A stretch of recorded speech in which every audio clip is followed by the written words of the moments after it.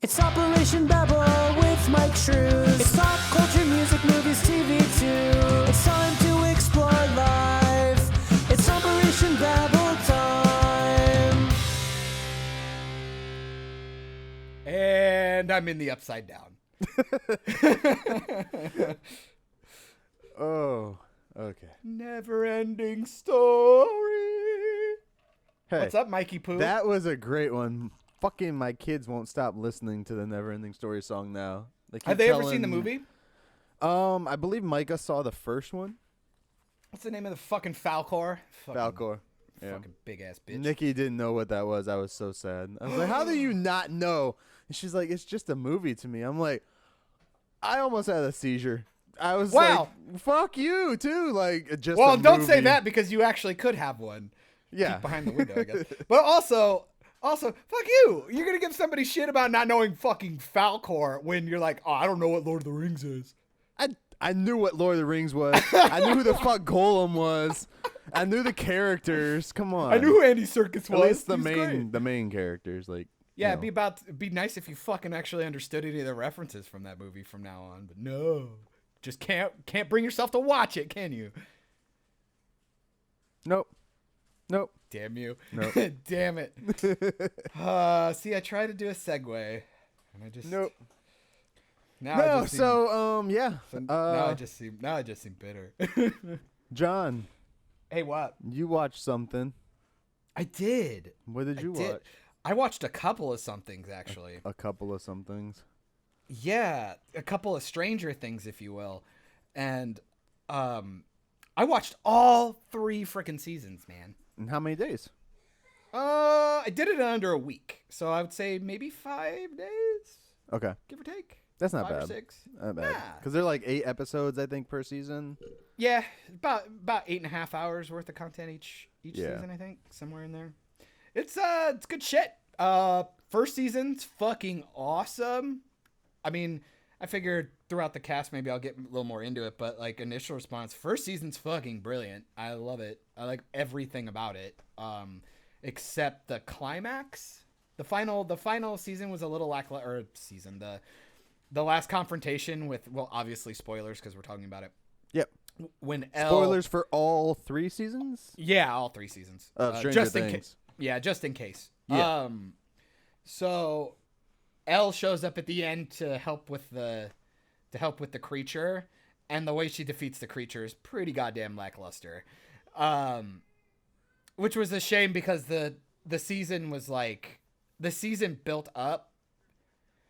They built it up so good, and like the intensity was really, really strong and stuff, and and then it was just kind of like, poof. And I was like, Which okay. season was that one? That was the first one. Okay, first season. Okay, yeah. Which was totally good. It was fine. I mean, that's a bit of an nitpick, but it would have been cooler if the climax with the monster was a little bit more crazy. I don't remember how the first season ended. It was they were in the school with the Demigorgon and like. Yeah, Luke, because that was the one with just one Demigorgon then. Correct? Yeah, it's just the one creature, and Lucas pulls back the slingshot, and then when he lets go, like the second or third shot, all of a sudden the Demigorgon flies into the wall, and you're like, wait, what the fuck? Right.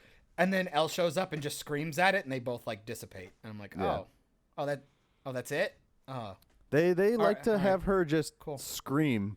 Like She's the- screams almost every fucking season she's in. she is the Deus Ex Machina of this show. Because holy fuck, is season 2 not good? I really didn't like season 2 at all. Season 2, they do this stupid like Lost Boys kind of thing with Elle going and finding like other kids with power, or another kid with powers. Because I don't think the other ones had powers. Just that one. No, chick, it was right? just the Indian chick. Yeah. Yeah. Which fuck that whole storyline. What a fucking useless waste of fucking time. I think that was a good way to keep her out of Hawkins while all the rest of the story progressed. Otherwise, she would have been there right away and been able to just knock everything out. I don't know though. I mean, she was there for the first season too, and like there were still problems. She But- wasn't sure of what all of her power could do. Well, neither are we. Yeah, we're still mean, not sure. You don't know the limitations and Yeah. stuff, and like at least in season 3, Myke brings it up. It's like for all we know, it could give her brain damage because her fucking nose is always bleeding. Yeah. And so I'm like, And no one ever takes that into consideration as to like what this is actually doing to her. They never give her a fucking CAT scan or nothing. I can't believe it. I mean, you would it's think the 80s. I'm not sure how well CAT scans were then, but they had them. Yeah, but more it's like Hopper would just be like, you know, because he's playing daddy for the second season. It's like, well, wouldn't you be concerned her nose is bleeding? Like, ever? Are we going to be concerned about that? Or are we just going to be, okay, it's fine. Power to work? Sure. And then they introduced that weird, like water mind temple thing she does where she goes into the black space and like can spy on people or whatever. Yeah. Man, they really call do it not something explain. in the first season, don't they? Sure. I don't know. I believe they called it something. I'm not sure because it's not.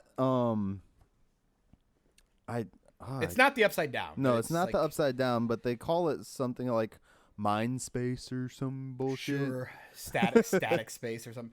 But it's like they don't explain the extent of what that is. She just kind of can use it whenever she wants. Right. Like, does she have to know the person? Does she have to see them? Because like The 'cause in the void. okay. It's the visual representation of her mind. Because in the third season, when Billy takes Heather, that lifeguard chick that he works with, Yes. and she grabs a picture, I'm like, okay, so she needs to see them? Is that all it is? Or does she actually need to know? Like, how is she finding these people? It just the works for the lifeguard plot. chick. I think she needed to know like what the girl looked like originally, because she only ever goes and sees people that she is Already seen? already seen. I believe. Okay. I don't remember how they tackle it in the first 2 seasons, because they also have her seeing in one of them, like the Demigorgon is in one, and she never saw that before. Yeah, it's So- like I said, they just don't cover her powers enough, and like, I don't know what the ramifications are. Like, I don't know, like, is there bad stuff happen to her? Is there not? How Right. strong can she be? Does she just get stronger if she yells louder? Like, how does this work? And in the second season, as cool as the scene looked when she closed the door to the Upside Down, that looked really awesome, but it was just like, okay, she just showed up for the last episode. Yeah. That was it. And Yeah. just did it. It was just like, I don't know. It would have been kind of cool if like, And she's still like all like the team punked did- out too. while God, she's that's doing it. fucking so stupid. It's so stupid. Oh man. I find that whole thing with the rockabillys was just fucking dumb. And it was It just made me want another SLC punk movie. well, and also to be fair, it wouldn't have bothered me so much if they didn't sandwich it in the middle of the climax of the entire season. Yeah. It's like all the Demigorgon dogs, the demo dogs, start to come out of the Upside Down. The Demigorgon. We cut away, and then it's a whole episode of Elle and her fucking retard friends. Yeah. And then they come tend back- to do that each. I don't think they did that in the first season, but in the second and third, they like don't think they did sprouted in the off third to a either. different storyline for a second. Oh yeah, because that's when Elle went and saw her mom and figured out the Yeah. rainbow. Yeah. And let me tell you, another pointless scene because that really does nothing. No, that was season 2 as well, where she went. Yeah, to see that her was mom. season 2 when she saw her mom, which she's found her mom in the void as well, and she didn't even know her mom looked like, I guess. Because they don't really say how old she was when she was taken. I think part of it was the mom can do that kind of stuff too. So maybe the Okay. mom found her, Okay. and that's how she like displayed herself in the void, and then after that, Elle knew who she was. That would be the way I'd write that off. But that felt like the That's brothers a lot of Duff, projecting, John. I You're know, right? projecting that. right? And the brothers Duff, the Duffer brothers, felt like, especially with the mom thing, doing the rainbow to the left, to the right, or whatever, to the left, Yeah. 4 to the right, which I thought was clever. But then I was even telling Hannah when I was watching, I'm like, oh, it's like a code thing, or it's like a memory thing, Right. And then they show it to you, and I go, God, I loved it when they did this with Hodor in Game of Thrones. You're not gonna get that reference. I don't Well, know you that. might. No. You might, because it was a big meme forever. Hold the door. Hold the door. No. Well, spoilers, because you're never gonna watch Game of Thrones. Hodor, the big simpleton in Game of Thrones. John just wants me to watch all these like old fantasy things, old timey fantasy things. I guess Game of Thrones isn't like old, but they were cultural phenomenons. Give me a break. You want me to watch all these things that everybody else loves to death, and I'm just like, eh. Well, to be fair, Game of Thrones like failed miserably in the last 3 seasons. But so I think you did watch Stranger Things, so I did. But like in Game of Thrones, like Hodor can only say Hodor. He's kind of a simpleton, and that's all he can do.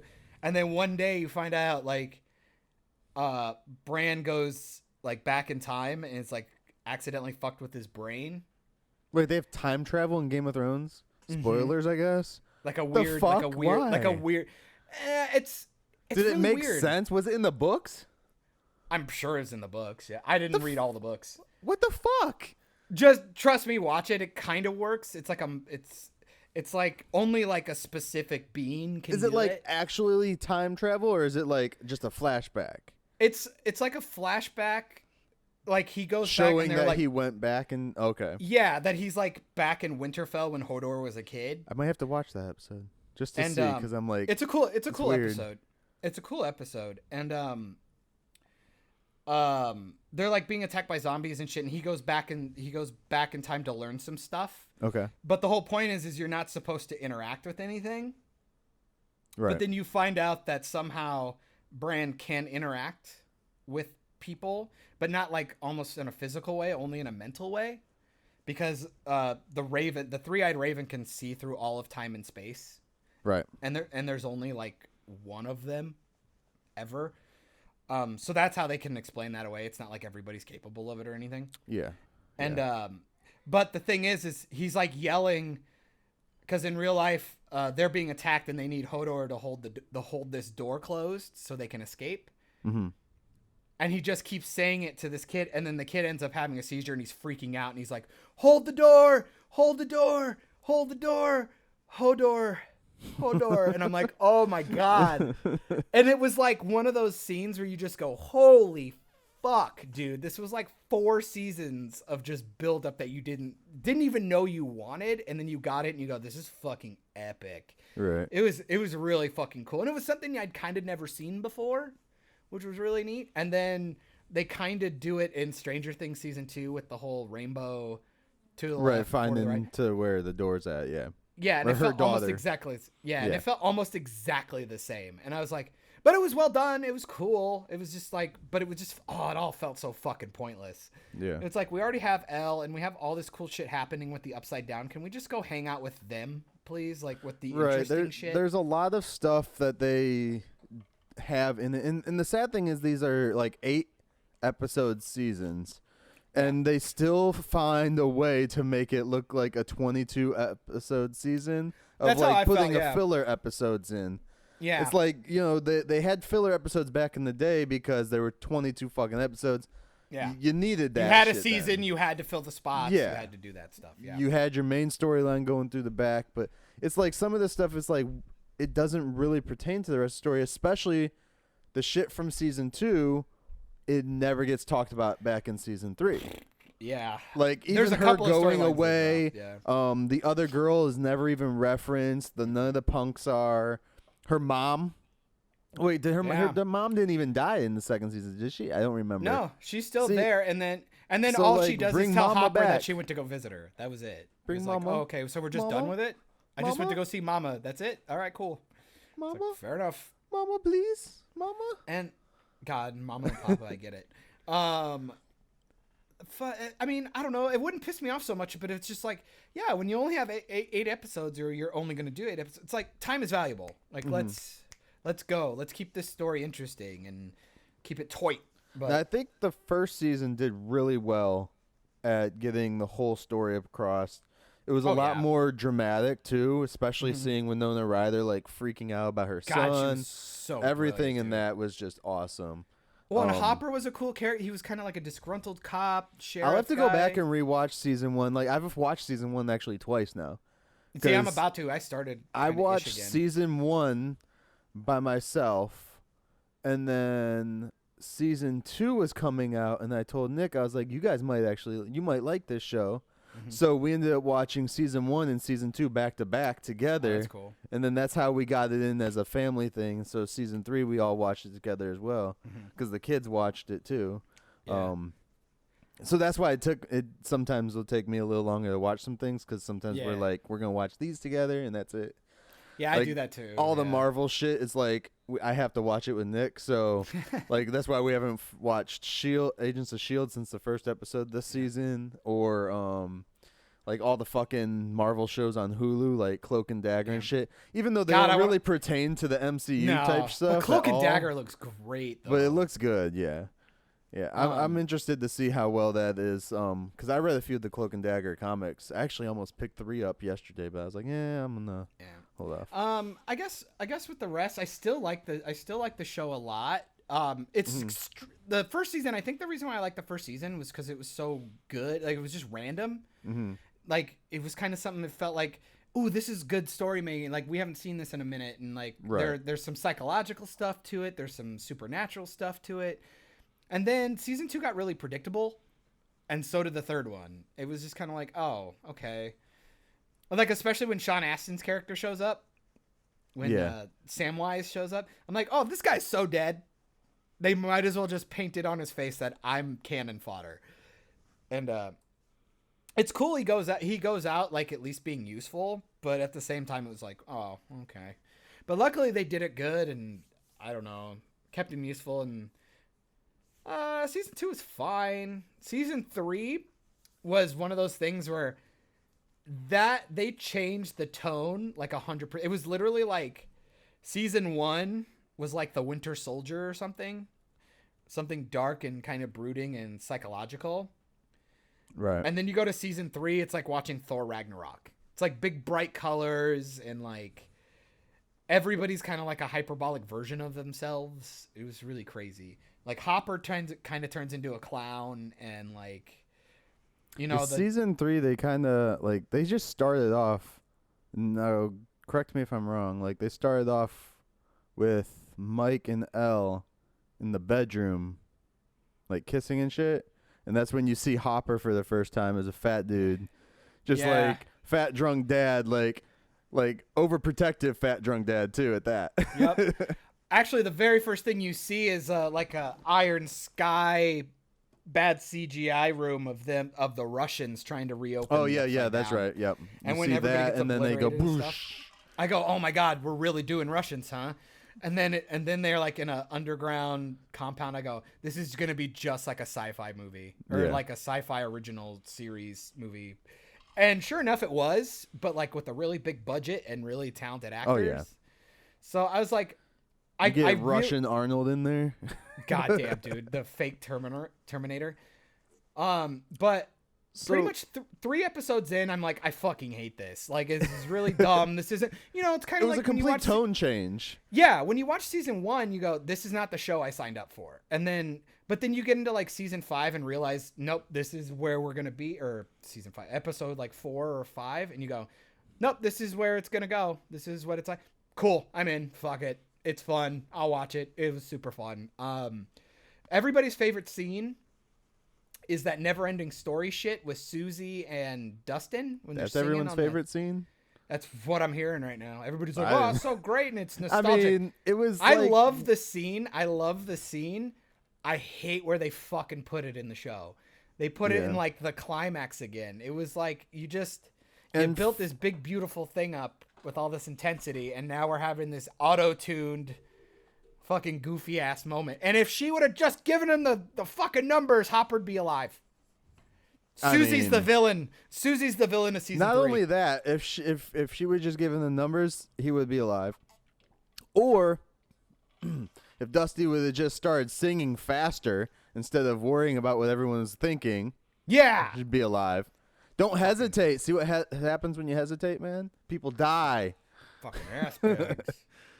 God damn it. Or instead of being very dramatic and being like, on the count of 3, just fucking twist the keys right now. Do it. Yep. Do it. God, what the world fuck? is at stake. I hated that. 3, 2. See how quick that is? I'm sick of seeing Steve get shit on.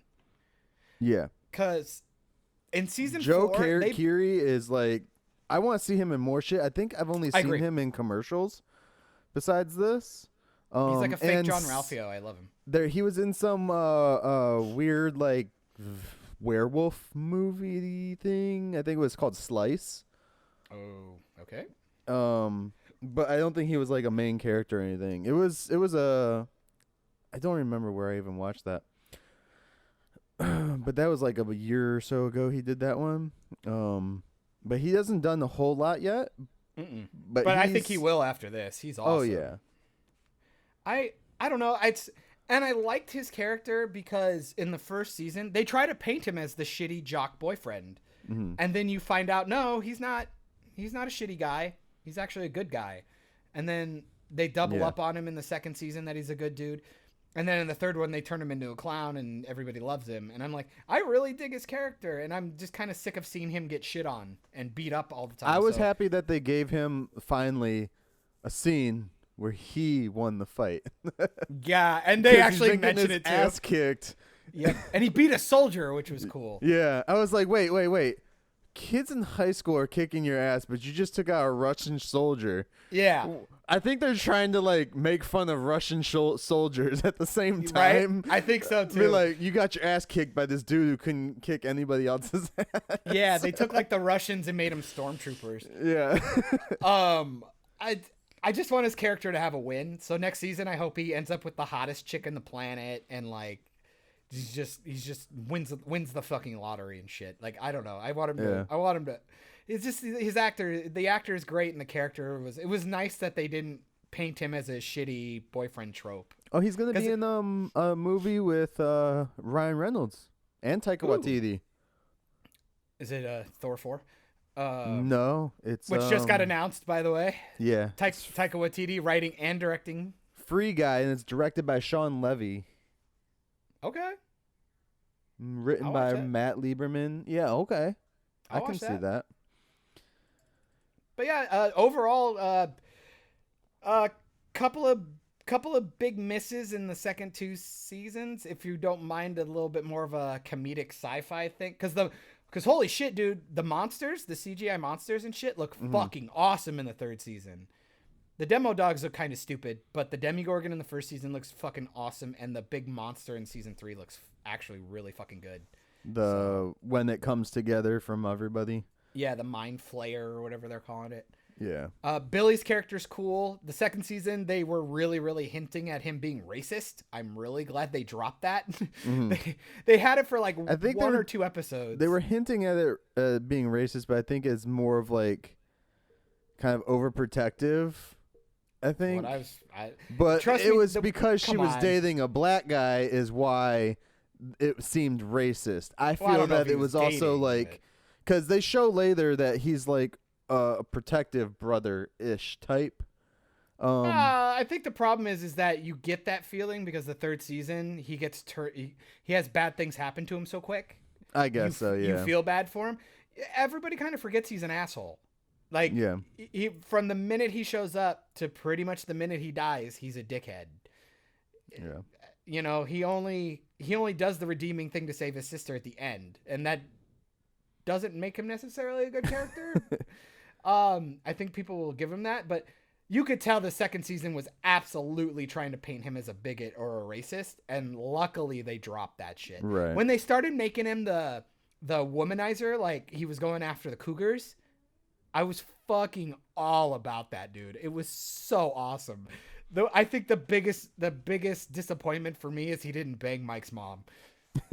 I wanted it to happen so bad. I was like, oh, it would have been so great for him to say that to Mike, like right before he died, or like because he was like taken over, like he wanted to hurt Mike's feelings. He's like, I fucked your mom. Dude, it's a good show though. I will 100% say everybody who says season 3 is the best was coming in for something else. I feel though that because that was the main consensus, and I said that on the other podcast. Yeah. One of the others, like everyone was coming out saying season 3 is the best, and I call it bullshit because it's not. Honestly, unless that's the tone that you're looking for in the show, then you weren't a fan of the first season. Then why are you continuing watching it anyways? And then like this season, one of the coolest things that they gave us that I liked was seeing Maya Hawke. She, the daughter of Ethan Hawke and Uma Thurman. And she was fucking brilliant. And like every scene that she was in, whether she was playing like drugged up or like the emotional part that she had to play down there when she finally came out of the closet to Steve anyways. That was cool. Again, it was neat to have them do the LGBTQ stuff, like especially for back in the 80s, which I think I told Hannah a lot of this stuff doesn't ring as hard as you would think because the 80s were not as fucking crazy racially charged as we are right now. No. Like don't get me wrong, it was there like the 50s, but it wasn't so media wasn't like open, media attention and shit. And it also wasn't like fucking Martin Luther King days. You know what I mean? It was like she was coming out and it was looked a little bit upon, or it was like kind of unknown. But I mean, you got to talk about the late 60s and the early 70s. It's like flower children and acceptance and love this and love that. It's like, you know, we didn't really get back into it till like the East Coast, West Coast rap wars. That's when that shit started to come back again. And, you know, Bloods and Crips and gangs and shit. So, which it was cool though, too, because to see that scene take place, where he comes out and it's like kind of confessing that he likes her. Yeah. And then she's like, I don't like you, I like girls. And which again was like, it sucked because it was like Steve like finally like he got beat up emotionally this time. Like he wasn't physically getting punched. He handled it like a true person. Like, oh yeah. I love the fact that they didn't make it like he was telling everybody afterwards or something. Because back in the 80s, you wouldn't. Like, you wouldn't be just running around. Like, I mean, granted, that's when that scene started building more anyways. For adults, though, but not for... I guess she is considered an adult, but yeah. Because they're essentially college age at that point. Yeah. Right? Yeah, they're like 18. Second year college. I think they're 18, like 19 or 20. Yeah, something like that. But to see like him just like switch it off and be like, okay, because he like saw that she was worried that she'd be criticized. Yeah. And he was like, okay, cool. No, and then started talking shit about the other girl and like you wouldn't have liked her anyway. He's just a good character, dude. I like his character. He's one of the most likable people. Like, and I love them tacking him and Dustin together. Holy shit, I love them together. They were great. Yeah, and they always get teamed up together because since the first season, right? I think they were teamed up. I mean, not necessarily. Not as much. Because Steve was with his clique for most of that first season. It was the second season where they really got... Yeah. I would have to say, if you like creepy, like psychological thriller stuff, the first season's fucking brilliant. Go watch that. That's amazing. Yeah. If you like campy, silly sci-fi, then watch the third season. Because I honestly believe they're two completely different shows. They're not the same thing. They're just the same characters running around doing something different. And you said something to me because I told you I would like to see him in more movies. The guy who played Steve. Yeah. And you said something about Spider-Man, which, okay. What? But we have a Spider-Man. But no, you said Nova. And I was making the joke. I was making the joke because he reminds. Every time I looked at him, he reminded me of like a weird melted version of Andrew Garfield. Yeah. Yeah, so. I can see that. But you said Nova after that. Yeah. And I went back and I pulled out one of my Nova comics and read it after that. And I totally agree. I could see him as Nova. Like, that would be pretty dope. And of course, I'm going off of the like Ultimate Spider-Man Nova. Yeah. So I think he'd be hilarious as that. The more funnier version of Nova, not like the Supreme Nova, whatever they put in before. More funnier. They had like Nova Kid and Nova was like a younger-ish thing before. Ultimate, he was like what, 20s? I don't know. They were all in high school when were Ultimate they? Spider-Man. Okay. Yeah. That was the one where like Drake Bell was doing the voice. Okay, yeah. Which then I always laugh because then Tom Holland grew out his hair, so he always kind of just seems like another version of Drake Bell, just playing Spider-Man, which is funny. Yeah. So yeah, Stranger Things season 3 was still like not my favorite. Yeah. Season 1's gonna always be the best for me right now, unless they do something really dope in season 4. Yeah. Which they kill off Harper. Hopper. Did I say Harper? Yes, you did. Yeah. I'm reading other shit right now. They quote unquote kill off Jim. Yeah. I don't think he's dead. Because they do that little cutscene at the end credits. Yeah. Which is the first time they've done one that I've noticed, anyways. Mm-hmm. And then right before they grab out the Russian guy to feed to the Demogorgon, they say, "Not the American." Yep. So that just leads you to believe he's there somehow. I feel he got blasted through and came out their side. Well, I was going to tell myself I think he would have just jumped in. Right, yeah. He's smart enough, he would have just jumped. Also, underrated character who I love a lot, and I'm really sad. I actually cried a little bit when Alexei got killed. Yeah. When dude, the way they killed him was so sad though. It was super fucking sad, dude. He's like holding a teddy bear and they shoot him through. It's like I was like, no. Yeah. It was the one time I was like, another really reason why it was very Terminator-esque because he just.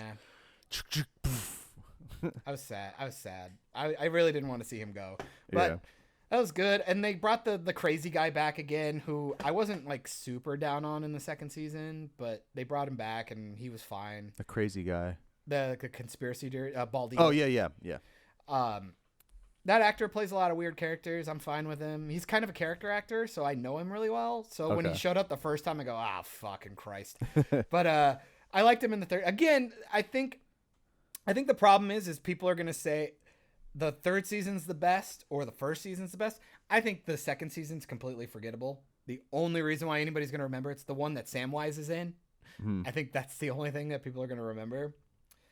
But the third season, like I said, it's so campy and crazy. It's like, that's going to hit a way different demographic than the first one. Yeah.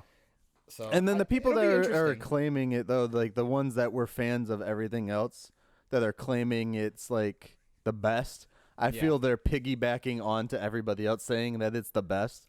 Because you have a lot of critics saying that it's the best season. Yeah. But I also feel it's like, okay, how long ago did you watch the other two seasons? all I have to say is literally finish the third season and then watch the first episode of the first season again. And they're completely different shows. Yeah. They're 100%. They're just so different. It's insane. And I said percently, and I hate myself. We don't judge. You said more funnier earlier. I said what? You said more funnier. More funnier. I'm not gonna let that go. It's more funnier. It's the funnier-erest. So yeah, that's my Stranger Things talk. Go see it. I mean, absolutely watch the shit out of them. They're great. They're fine. It's good. It's good sci-fi stuff with good fucking actors. Holy shit! And Winona Ryder is just awesome as always. Also, I would recommend. What would you recommend for people? Not animals. Not animals. Technically, we are animals. No, I have nothing. I don't know. Nothing. I'm on the edge of my seat. The last thing I got for Stranger Things, dude. So every season when I've watched them, I've always like seen like callbacks to other like 80s style movies and shit like that. Yeah. And this third season, really the only like callback that I noticed was the Terminator thing. Terminator and then Never Ending Story for the song. Yeah, but that's like, yeah, I guess because it's. How long when? So the Never Ending Story movie happened. It had to have been like because this was 85. It was 84, I think, actually. But the year in the third season was 85. Was it? Yeah. Mm. And then Never Ending Story. I'll let you clickety-clack away. But they also bring up Phoebe Cates in Fast Times at Ridgemont High like 9 times. Yeah. Never Ending Story was 84. Okay. Yeah. So, all right. That's it for me on Stranger Things. I always recommend people go watch it just for the hell of it. The storylines are pretty dope and everything. Can I also tell you, Mike Wheeler's mom, when they do the scene at the pool where they're all wearing their swimsuits and waiting for Billy to come out and be all hot and stuff, she looks like Wilma Flintstone. So she's got the big fucking purple things on, her hair's up. It's kind of hot, I'm not going to lie. It turned me on extensively. So apparently I may have a bedrock fetish. I'd like to make Wilma's bedrock, if you know what I mean. All right. Wow. All right. And that's how we're going to end that. With that said, John. Yeah. So I have a new segment that we're going to do in the show here real quick. Ooh, should I take my pants off? And this should be fun. The segment is inspired by a word that I said one day. And John said that we should use that for something. So the segment is called Slashery. Ooh. Where I will be talking for about 5 minutes or so, maybe not the whole time, and John can join in if he has anything to say about, horror genre, I guess. Ooh, well, let me pee and we'll horror get on. news. I like it. I like it. All right, so we're going to get into this slashery segment, and again, 5 minutes of horror, guys. And John, join on in whenever you want. 5 minutes of slashery. Whoa! All right, guys. Again, this is 5 minutes of slashery with Myke. Was that your voice? That is totally my voice right Was there, that dude. you? That was totally me. So John, I wanted to talk to you about this. I was texting you the other day when I was watching this. I watched frickin' Iron Fist and Deacon Frost from Blade Oh. track down Leatherface. Man, you really did not set that up correctly. I'm like, why the fuck are we talking about Iron Fist? Got it. Got it. Actors. In Leatherface, the 2017 Leatherface movie. And this movie is a prequel to the original Leatherface or Texas Chainsaw Massacre movies from back in the day. Back in the 70s? Yeah, back in the way day.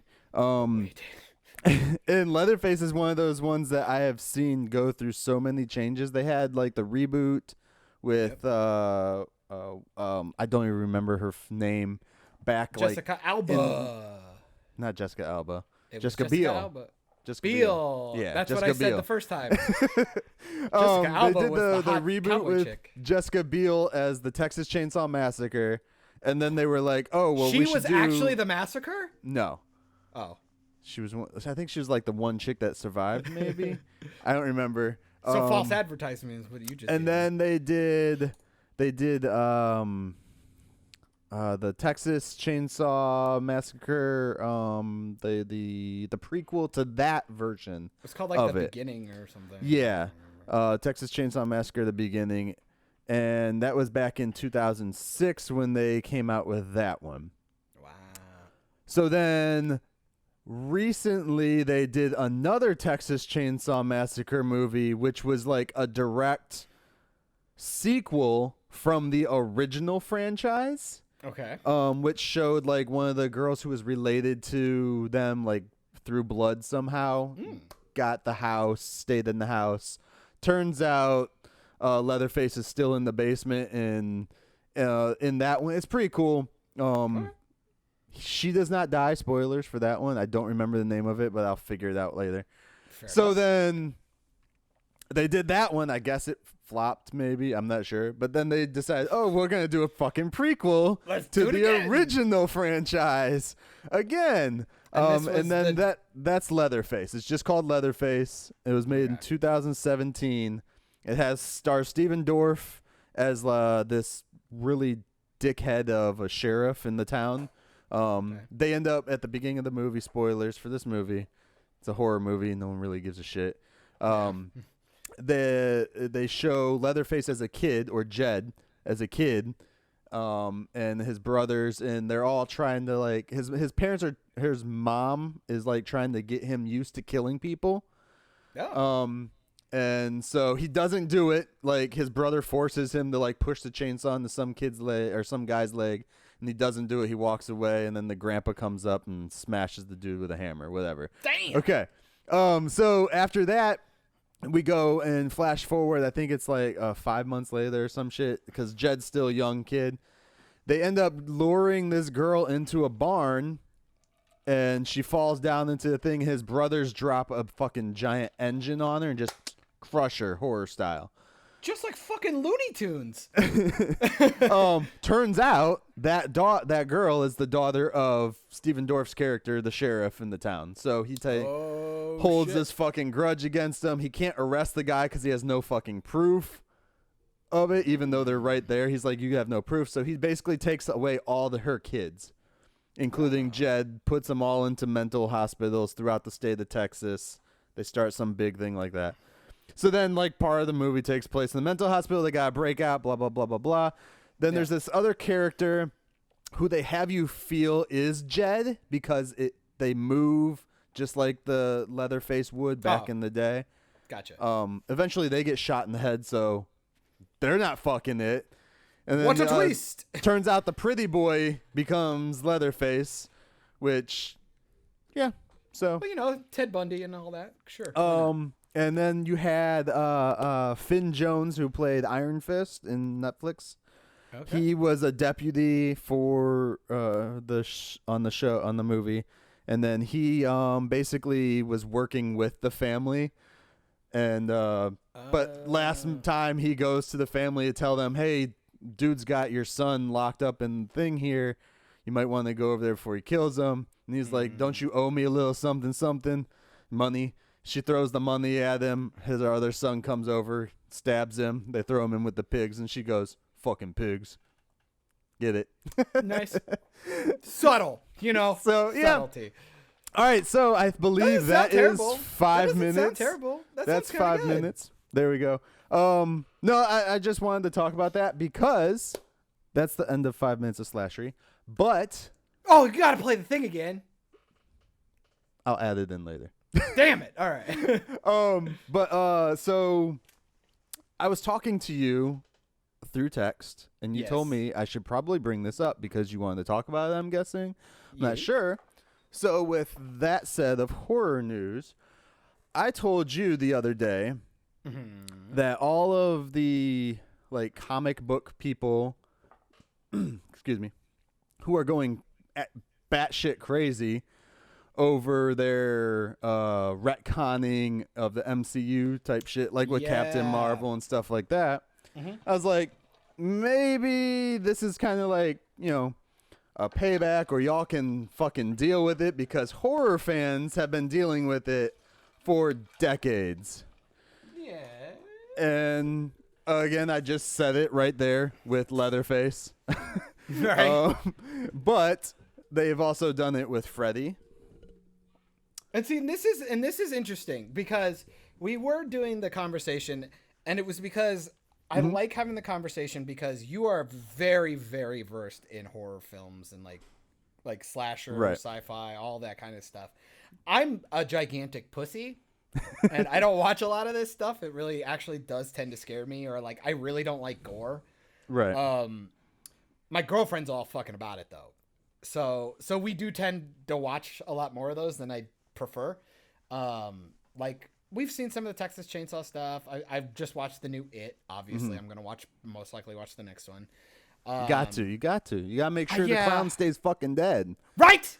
Otherwise, I'll never sleep. I never understood the point of people watching a horror movie partially way through, but before the end, and then not finishing it. It's like, you don't know, dude. They could be under your fucking bed right now. Fuck you. What though, are you doing? But what if they do the bullshit thing at the end where you're like, they think they defeated him, and then they jump out of the closet again, and you're like, no, he's still there. Fuck. Then you just don't sleep that night. Because I remember when I was a kid and I saw fucking Deep Blue Sea, and I never wanted to go swimming again. I'm like, oh no, they're smart now too. Yeah. Okay, so I guess I'll have you set me up since you're kind of the one who brought it up with the retconning stuff.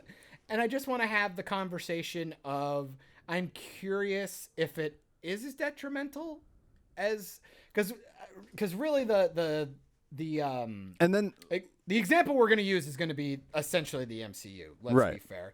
And really a lot of that retconning shit didn't really happen until there was an accident Spider-Man Homecoming, which I wouldn't necessarily call a retcon. I just call it a. But they did retcon when they went back in time and did Captain Marvel movie.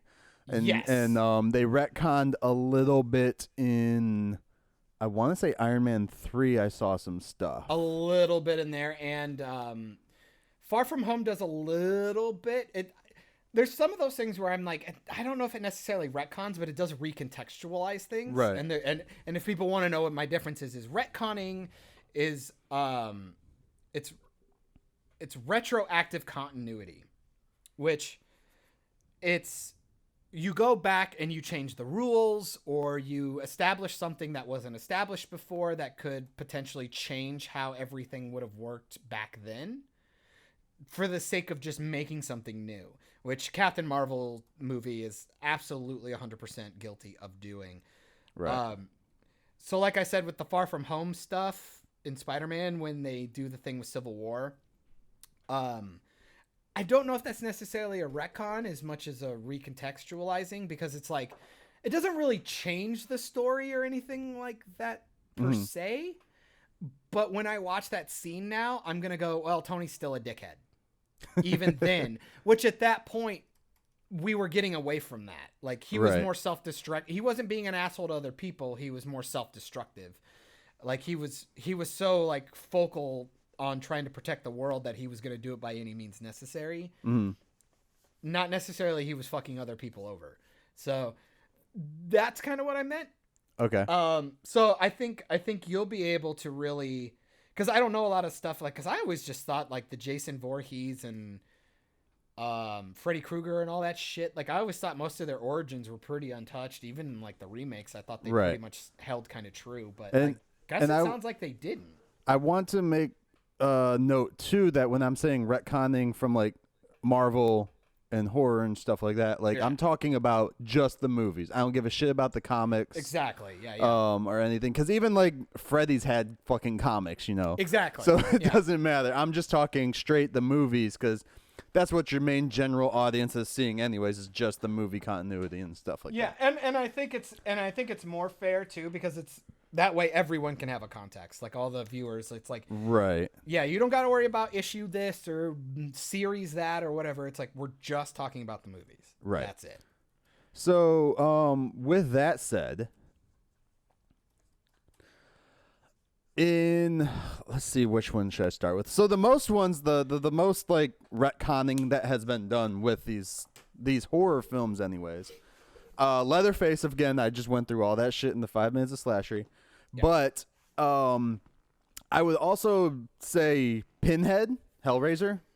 Oh, okay. Hellraiser has gone through a bunch of shit. Like, as you're watching, like, I haven't seen the new one yet, because they just dropped a new one like this year, I believe. Wow, really? Yeah, it's like a straight to like Netflix or Amazon or one of those movies. I think it was this year or like at the very end of 2018. And then so I would say he would be second after Leatherface, because Leatherface has had a lot of shit go on with him. So Pinhead is Hellraiser, right? Yes, Pinhead's Hellraiser. Okay. Yep, sorry. Just making sure. Okay. I'm trying to make sure. I actually did know that, but I'm letting it for the layman's.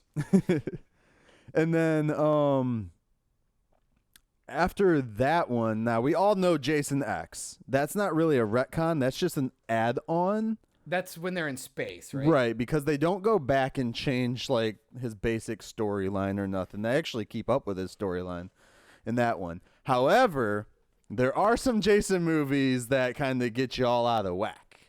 Yeah. So, and there might be some spoilers in here for some Friday the 13th movies. Like the first one we all know, at least general people know, it was his mom. He didn't kill anybody.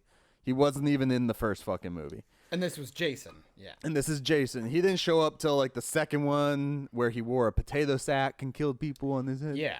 He didn't get the hockey mask till I think movie 3. It might have been at the beginning of 4. I'm not sure. I think it was 3. I'm pretty sure it was 3. I believe it's 3. The only thing I really remember, I believe it was in the second movie, like a guy's being murdered in the basement by him. And the guy is literally screaming, "He's killing me!" And I'm like, oh my god, this is fucking hysterical. It's so bad. He's killing me. Okay, It's almost as bad as Trolls 2. Wait, what? Oh, like wait, what? Trolls like 2, like no. Justin Timberlake? No. Trolls? No, not the cartoon. Like the Oh. worst movie ever, Trolls 2. I'm so confused. They're What? eating people. Oh my god. I don't even know Trolls 1. Nope, I have no idea. Trolls 2 is worse than 1. I remember- because I it has remember- nothing to do with the first one. I remember Troll Hunter. Did you ever see that? Like, I have not fucking, seen that yet, no. You'll fucking love that. It's a foreign one. It's fucking amazing. I'll send you the I'll send you the thing so you remember. But Anyway, tangent. But no, like later down the road, they go from like, you know, Jason being just this like killer, like, and then we find out, oh, Jason can't be killed. Then Jason can be killed. Yeah. Then Jason like can jump from body to body to body. Then What? Jason is this weird slimy like little slug demon thing. That was the Jason Goes to Hell. I remember that. Jason one. Goes to Hell. Yeah, I remember that one. and all these other things, and then Jason Goes to Hell at the very end, the Final Friday one, right? Jason Goes to Hell, Final Friday. At the very end, you see Freddy's hand come up and grab Jason's mask, which pisses me off because Freddy's in the dream world. He can't do that. What the fuck, guys? Doesn't make sense. I mean, dude, I get like, oh god, that's brutal. Like, yeah, and it's like it's annoying because it's just like, I don't know, when you don't that was something about Stranger Things I didn't bring up that I was gonna be bitched about, but I'll bitch about it in the middle of this to make my point. Yeah. I don't like when you have a supernatural element and you build rules around that element and then you break those fucking rules. It's just like, because then I don't know how to feel at any point anymore. Right. Like the first season of Stranger Things, the Demogorgon, it felt like you couldn't shoot it. Like bullets just they weren't enough. Right. And even in season 2 when all the Demodogs are running around, all these military people have fucking military weapons, but the dogs are still killing them. So it's like the bullets aren't doing anything. Mm-hmm. But we keep putting all this emphasis on people leaving behind guns or doing this or doing that. And then at the end, when Eleven's closing the fucking door, Hopper's just shooting the Demogorgon dogs to keep them away. Right. And they're like exploding with the shotgun shells and stuff. And I'm like, well, if the guns would work, why didn't we just call in more guns? What the hell did we need L for? This is fucking stupid. Yeah. But yeah, so I totally get it. Yeah, if fucking Freddy can do shit outside of the dream world without telling us why he can do that, it fucking destroys his like fundamental like. Oh no. Oh, fuck that. Uh-oh. What? So, Nightmare on Elm Street, the first one's fucking fantastic. I still love that one. The, it's super I mean, it's old fucking movie campy because it's kind of hard. Well, not the first. The first one's not as campy as everybody feels they remember it. Like Yeah. the first one's more of a darker tone, serious horror flick. Well, I'd argue it only feels campy because it's 80s Right. produced, you know, or 70s or 60s or whatever. But then you fucking ever have ago. Nightmare on Elm Street 2, where one you'd never fucking see Freddy till the end of the movie, and I hate shit like that. they create this like story around like Freddy's taking over this guy's body. Then he comes out of the guy's body, and now he's in the real world. I don't remember how that one ends. I'm guessing they send him back away into the other world, although nobody else knew about him except for the one that he was in. So yeah. Okay. Then after that one is when they really went camp. You know, you had Dream Warriors and all their shit. That's the one I always remember. Yeah. That's the one because that one had the weirdest imagery and like they really used that dream aspect like in a cartoony way, which I don't know. You had Dream Warriors and then Dream Child and all these other ones that came in. And then that's when they started to try and do more backstory on Freddy and like backtrack and originally in the original series, Freddy was a child killer and then he got burnt alive. Okay. In the remake that they did like in 2002 7 or 8 or whenever they were doing the Jason and Freddy remakes. Yeah. They made him a child molester. Oh, he diddled? Oh no. And to me, they didn't allude to diddling in the original runs? No. Really? Okay. No. And if they did not do it as much as they did in that one. I guess. Because like they were like showing pictures, like Oh, he had no! pictures with them and shit. Oh, I don't and like that. all these other things. I'm like, and then they used it as a story plot. He was like, Nancy, you remember our special time, Nancy? It was weird. It was weird. And like, if you take what they did to Freddy in that movie and attribute it to like all the rest of the movies, Yeah. it's like I can't laugh at the shit he does, especially like the sex Yeah. jokes and stuff. Yeah. Because it's like, okay, that's nasty. Like I can deal with a child killer, I guess. Guy, I know. So out of context, right? Like you Right. saying this. I can't wait to isolate your audio. No, I totally get it. Like it does. Again, it recontextualizes. Yeah. It's But like that's like a remake, a reimagining that version of that character. Yeah. Which I can say they probably have fucked Chucky up too with doing the same But see, stuff. But I haven't this is seen where that one yet. this is where I'd have to defend your hatred for it. Is they use the same fucking actor? Like it's No, they the didn't. same for the reboot. I thought it was Nope. what's his face again? The actor that they used for the reboot is the guy who played Rorschach in Watchmen. Okay, well then I'm okay that they made the switch then. It sounds kind of dumb because it's like, well, because then as long as it's not the same actor, it's like, oh, okay. But You're not defaming him. It's like, in The Last Jedi when they Right. fuck over Luke Skywalker. It's like, well, you're actually fucking over Mark Hamill too, which is kind of annoying. Could Yeah. you imagine trying to be that actor coming back to reprise your role and they're like, hey, by the way, you diddle kids now. And it's like, Yeah. wait, what? Wait, yeah, what? No. They probably told him that, and he was like, no. Because oh shit, I'm forgetting. It was Wes Craven did the originals, Yes. and then you had what is his name? I should not forget his name. Robert Englund was Freddy, yeah. Freddy for every other one except for the one where they molested kids. Good call. Good So that was call. probably good on him. Which that I still don't consider that a retcon. I just consider that bullshit remake. I would just Same say thing- it's just shitty to the character. Yeah. Yeah. Same thing with like how they're doing the Child's Play one. Like, I still haven't seen it, so I can't be an asshole to it yet. But I can be an asshole. I think you could be an asshole. I keep telling people. I keep telling people. It's like that's the annoying part. It's like you haven't even seen it. How do you know? I'm like they changed enough that I know it's not any good. Right, it's like, not I'm what I gonna go wanna watch see, it. And you it's like oh well. I mean, if the movie's okay, it's like okay, fine. I hope you enjoy it because Yeah. I'm not gonna go see it. It's like Yeah. well, you got to go see. No, I don't want to give it money because I don't want to see this happen to my characters anymore. Yeah. No, No, it's so dumb.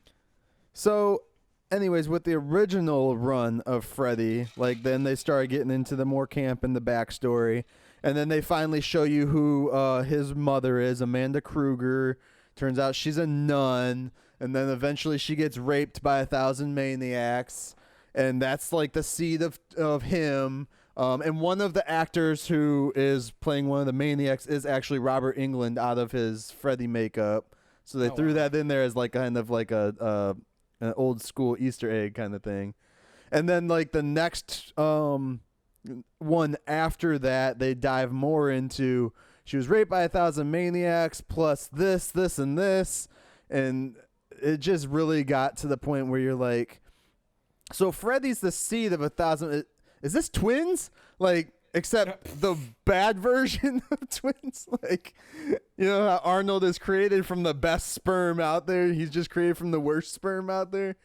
But it's like he was a normal person before, well, he got killed and everything. Yeah, he was a child killer. But before that, what was he? Like, he didn't get raised by his mom, clearly, because I think she got killed. Yeah. After she gave birth or something. I think she died during birth. I think that's one of the other things they came up with. Or like him coming out killed her or some bullshit. I don't remember. But yeah, and then he had the stepfather that they dove into and all that bull crap.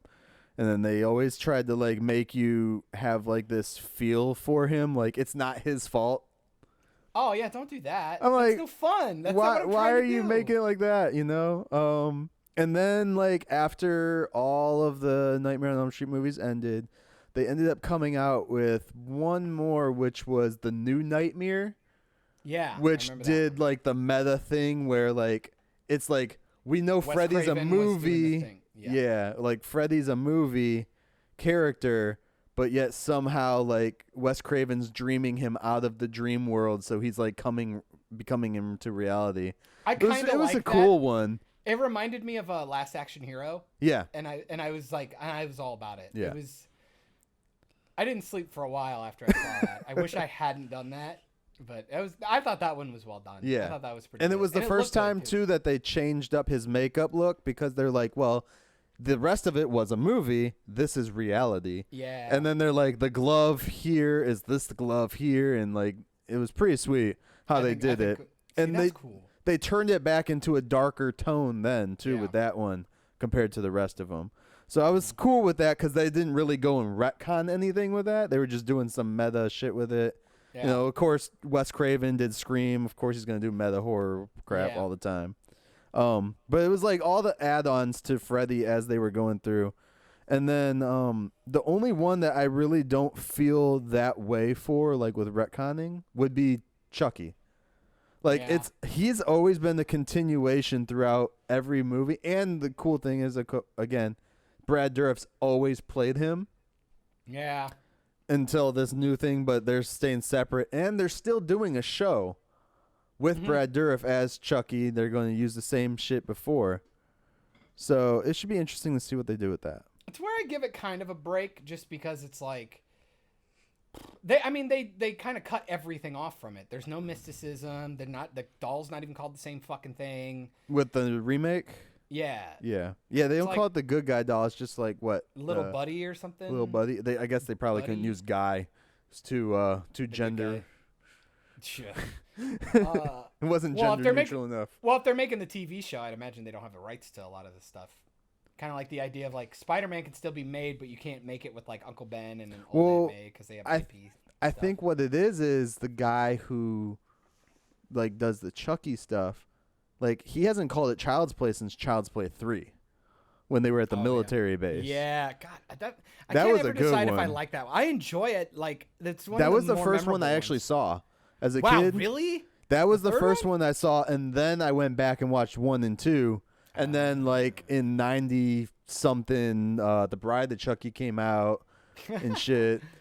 And then that's when it got even funnier. Like, that's when they were like, you know what? People love this shit. Why We're just not? gonna throw the camp We're like, out. Fuck it. Chucky's smoking weed now. There you go.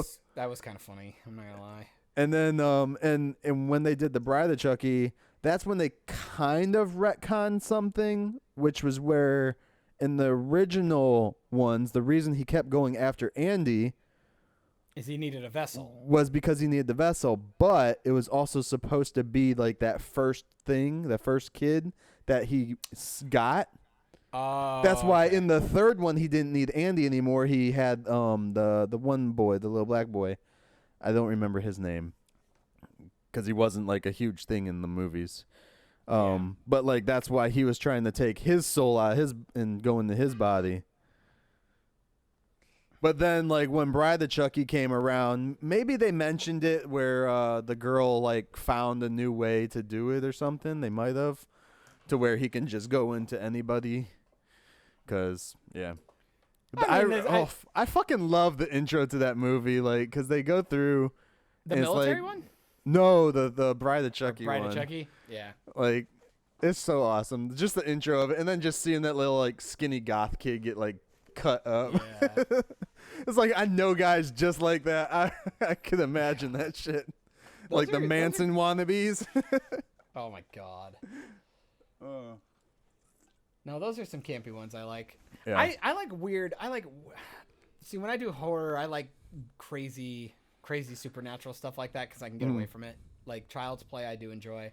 Like, still one of my favorite ones is oh my god, Darkness Falls. Yeah. Yeah. It's about the Tooth Fairy, Yep. quote unquote. a lot of people think it's really dumb. I'm like, ask some of the creepiest imagery, and it plays on your fear of the dark. If it plays on your fear of the dark, man, it's like what a fucking easy thing to fuck with. There was one series that was like really popular that I never got into. Was Jeepers Creepers. Yeah, I couldn't get into it. Like, I never even watched the first one, and then someone like had the second one, so I like watched part of it. I was like, this is fucking retarded, guys. it's like, pretty. It's how pretty is this fucking so dumb. big? How is this so like for when it came out, anyways? It was Like, you don't pretty hear dumb. shit about it now. I'm like, that didn't last the test of time. They made like a third one, and it was just like, okay, Yeah. nobody cares. Good job. And the other ones, like, because I only focus really on like slashers or like monster creature features. Like, I don't get into paranormal activity and all that. Because I'm like, that shit could happen. I'm like, nope, I'm good. Yeah, that first Paranormal Activity fucked me up pretty good. I was like, oh. Yeah. I saw the one that Marlon Wayans did making fun of it. Oh my god, yeah. And That that's was hard about to it. watch. That was hard to watch. It was so bad. I like don't get me wrong, I like those old scary movies, like the ones with Anna Faris and shit. But The man, first two were the best. The scary, yeah, absolutely agree. He's talking about Scary Movie, the parody guys. yeah, with like Anna Faris and like Marlon Wayans and my Sean strong hand. Wayans and you had Even what's her face? Shannon Elizabeth was in there. Hyde's brother. Oh, what's his real name? Luke Wilson? No. No, the Hyde's guy who brother. played Hyde in that '70s show, his real life brother. Oh, Or yeah, Malcolm in the Middle, I should say. Malcolm in the Middle's older brother. How about that? Frankie Muniz? No, his older brother. The oldest brother that was at military school in Malcolm in the Middle. He was in the first two. Oh yeah, I can't remember his name. Wasn't he the guy who played John Connor in the third Terminator movie? No. Wasn't he? Come on. How I can we think you're not mixing- remember this? Bruh, I think you're mixing people up right now. Or maybe I am. Christopher Masterson. Christopher Masterson. That's his name. So Danny Masterson's brother. Christopher Masterson is the actor. He played the guy in Scary Movie 2 that like jizz like all over. Remember when she was like trying to warm him up? Gotcha. No, I was like, you were confusing the shit out of me because I was like, Hyde doesn't have an older brother in that '70s show. I was like, he's got a black like stepsister. God, you confused that. Wait, didn't Hyde have a brother in there? Oh no, he just No. had the stepsister. Who was Oh, that was Kelso's brother. Kelso had a brother, but I don't think you ever met him. You just heard. Yeah, you about him did. off screen. Because Kelso's freaking older brother. yeah, she dated. Luke Wilson. Luke Wilson was Yeah. Kelso's brother, and then I was thinking He had like a um, bunch of brothers. You only met Luke though. yeah, and Donna had a younger sister for like the first season, and then you never saw her. Yeah. That's okay. I was confused as fuck. Okay. But yeah, Goddamn. no, those first two Scary Movies were pretty dope. I liked them, and then when the Waynes left, that's when they kind of like got all off kilter, and they started like going into a lot of the stupid shit. And then that's when like superhero movie came out, and what was the other one? There were so many of them that just started coming out. Not Another Teen Movie, but that was a decent one. I like that one. I enjoyed that one. That one was put together well. It's hard to put together a decent spoof movie like that. I mean, there's really not any good ones nowadays that I can think of that are like blow my mind good. But yeah, I would love to see them do some really good ones like with Marvel and shit like that. Because there's so much you could work with. Let's do a time travel movie. Yeah, love me some fucking time travel. Son of a bitch. But no, along with all the rest of the retcon bullshit stuff, like fucking Children of the Corn did it. Yeah. Puppet Masters or Puppet Master, sorry. There's a funny one. I haven't watched it yet, but it's like Puppet Masters in the Third Reich or some bullshit. What? It's let me find. What? And the Third Reich? That can't be a thing. Yeah, it's Puppet Master Axis Rising. There you go. Oh my god. And then, holy shit, there's a lot of them. So that was number 10 of Puppet Master. I think they came out with another one after I got like all of these. Because I have all the Children of the Corn, and then they put out another Children of the Corn recently. And that's why I did not start collecting fucking Pinhead because, well, Hellraiser, because they just keep putting them out more and more. But, alas, retconning. Shut your fucking mouths because I've been dealing with it forever. Oh I guess that's probably why I can get past it a lot more with like the comic book stuff because I'm like, okay, I'm used to them changing shit all the time. Yeah. And like I've seen it not just in horror movies either, but that's where I've seen it done a lot. Mm-hmm. Because you gotta think when they do horror movies, they're making one movie, not planning a whole fucking franchise. So then they're like, we gotta come up with something. See, this is that's how I can't defend Marvel because it's like y'all been planning this shit. Like you openly say you're planning the next 5 years, and it's the whole every point, other year. You know, it was the whole point. That's what they prided themselves on, was right? Doing all that. And again, it was just one of those things where it's like Endgame literally comes out in a year. Your finish line has been set. Why cram a new movie right in the middle of it? Yeah. Why? It's so dumb. And it was just like, and if you were going to do it, don't do a prequel. Like, you were so close. You were so close to being done. Yeah. But, you know. It's one of those ones, too. It's like, you pushed her so hard to get her movie out so fast because they shot her movie after Endgame. Yeah. And it's like, you did it so fast because you wanted to psych everyone out thinking she was going to be a big thing in Endgame to get, like, those extra tickets in. Like, you guys didn't need to do that. Honestly, it kind of, like, made for poor storytelling in the Endgame. Because it's like, now you can't, you could have done something really cool. Like, Hulk can come back out and fucking tear down the ship or something, you know? Anyway, we're not talking about Endgame. Fuck that shit. Just but no, back in. I see it a lot, though. I don't really, there's not many genres that do it a lot except for the comic book and horror genres all the time. There's sci-fi, I guess. I'm not sure if they did a lot of retconning with The Hobbit. I mean, granted, they're telling just the prequel story. Yeah. A lot of it was like they brought in characters that probably didn't need to be there, like bringing back Legolas and shit like that. Like, right, just to be like, hey, look who we got. They're here, or like, having remember these people you loved 10 years ago. You remember in those movies that were actually good? Yeah.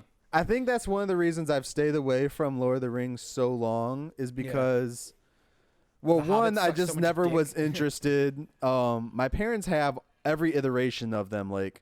When they first came out on DVD, I think my dad has like 1 or 2 on VHS. Oh, wow. Did they even get rid? Yeah, they might have. Yeah, because the first one came out in 2001. Yeah. I think he has like maybe one of them on VHS. I'm not sure. Whichever one was out.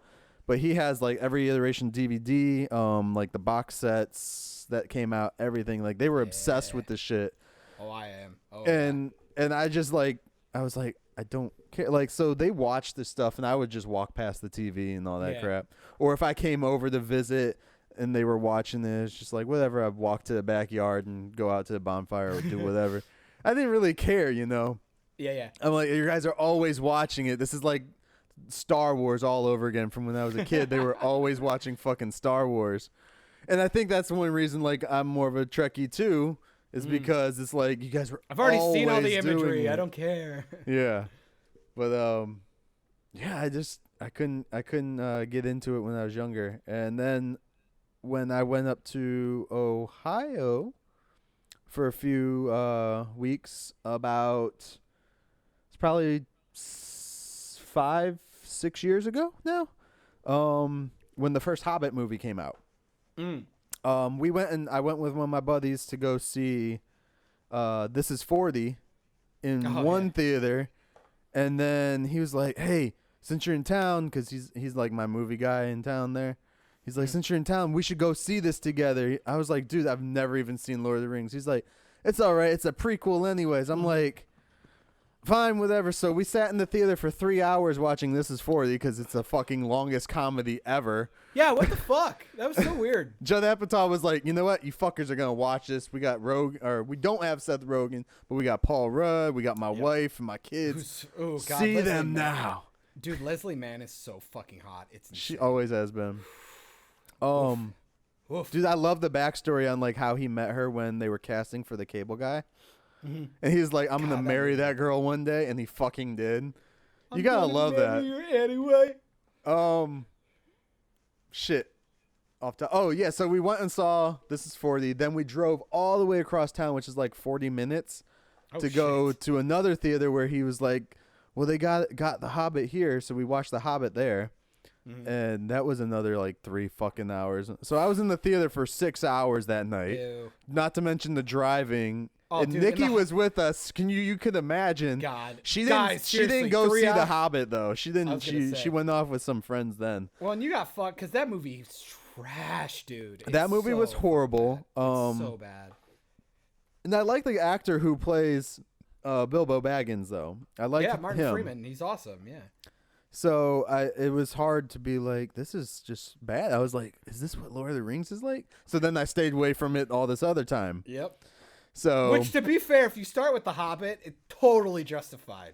Because I remember I watched it with Hannah because I didn't want to see it. I'm like, oh, it's a prequel, and you can tell, and you heard about all the behind-the-scenes stuff and like the things that were happening with New Zealand and the strike, and Peter Jackson wanted nothing to do with it, and then he was like, fine, I'll do the 2 movies, I'll live. And they go, no, we're breaking it into 3. They're like, you're gonna break 1 book into 3 movies? Are you fucking kidding me? And so he didn't want to do it, and they were doing it, and it was just like, there was this scene when they're all in the barrels going down the water, going down the rapids, and like Legolas is jumping around like an asshat. Yeah. And they cut to GoPro footage like 3 times. I Yeah. go, oh, I'm fucking out of this. Like, I told Hannah, I go, I'm done. I remember done. that scene, and that's like one of the things I actually do remember from that movie.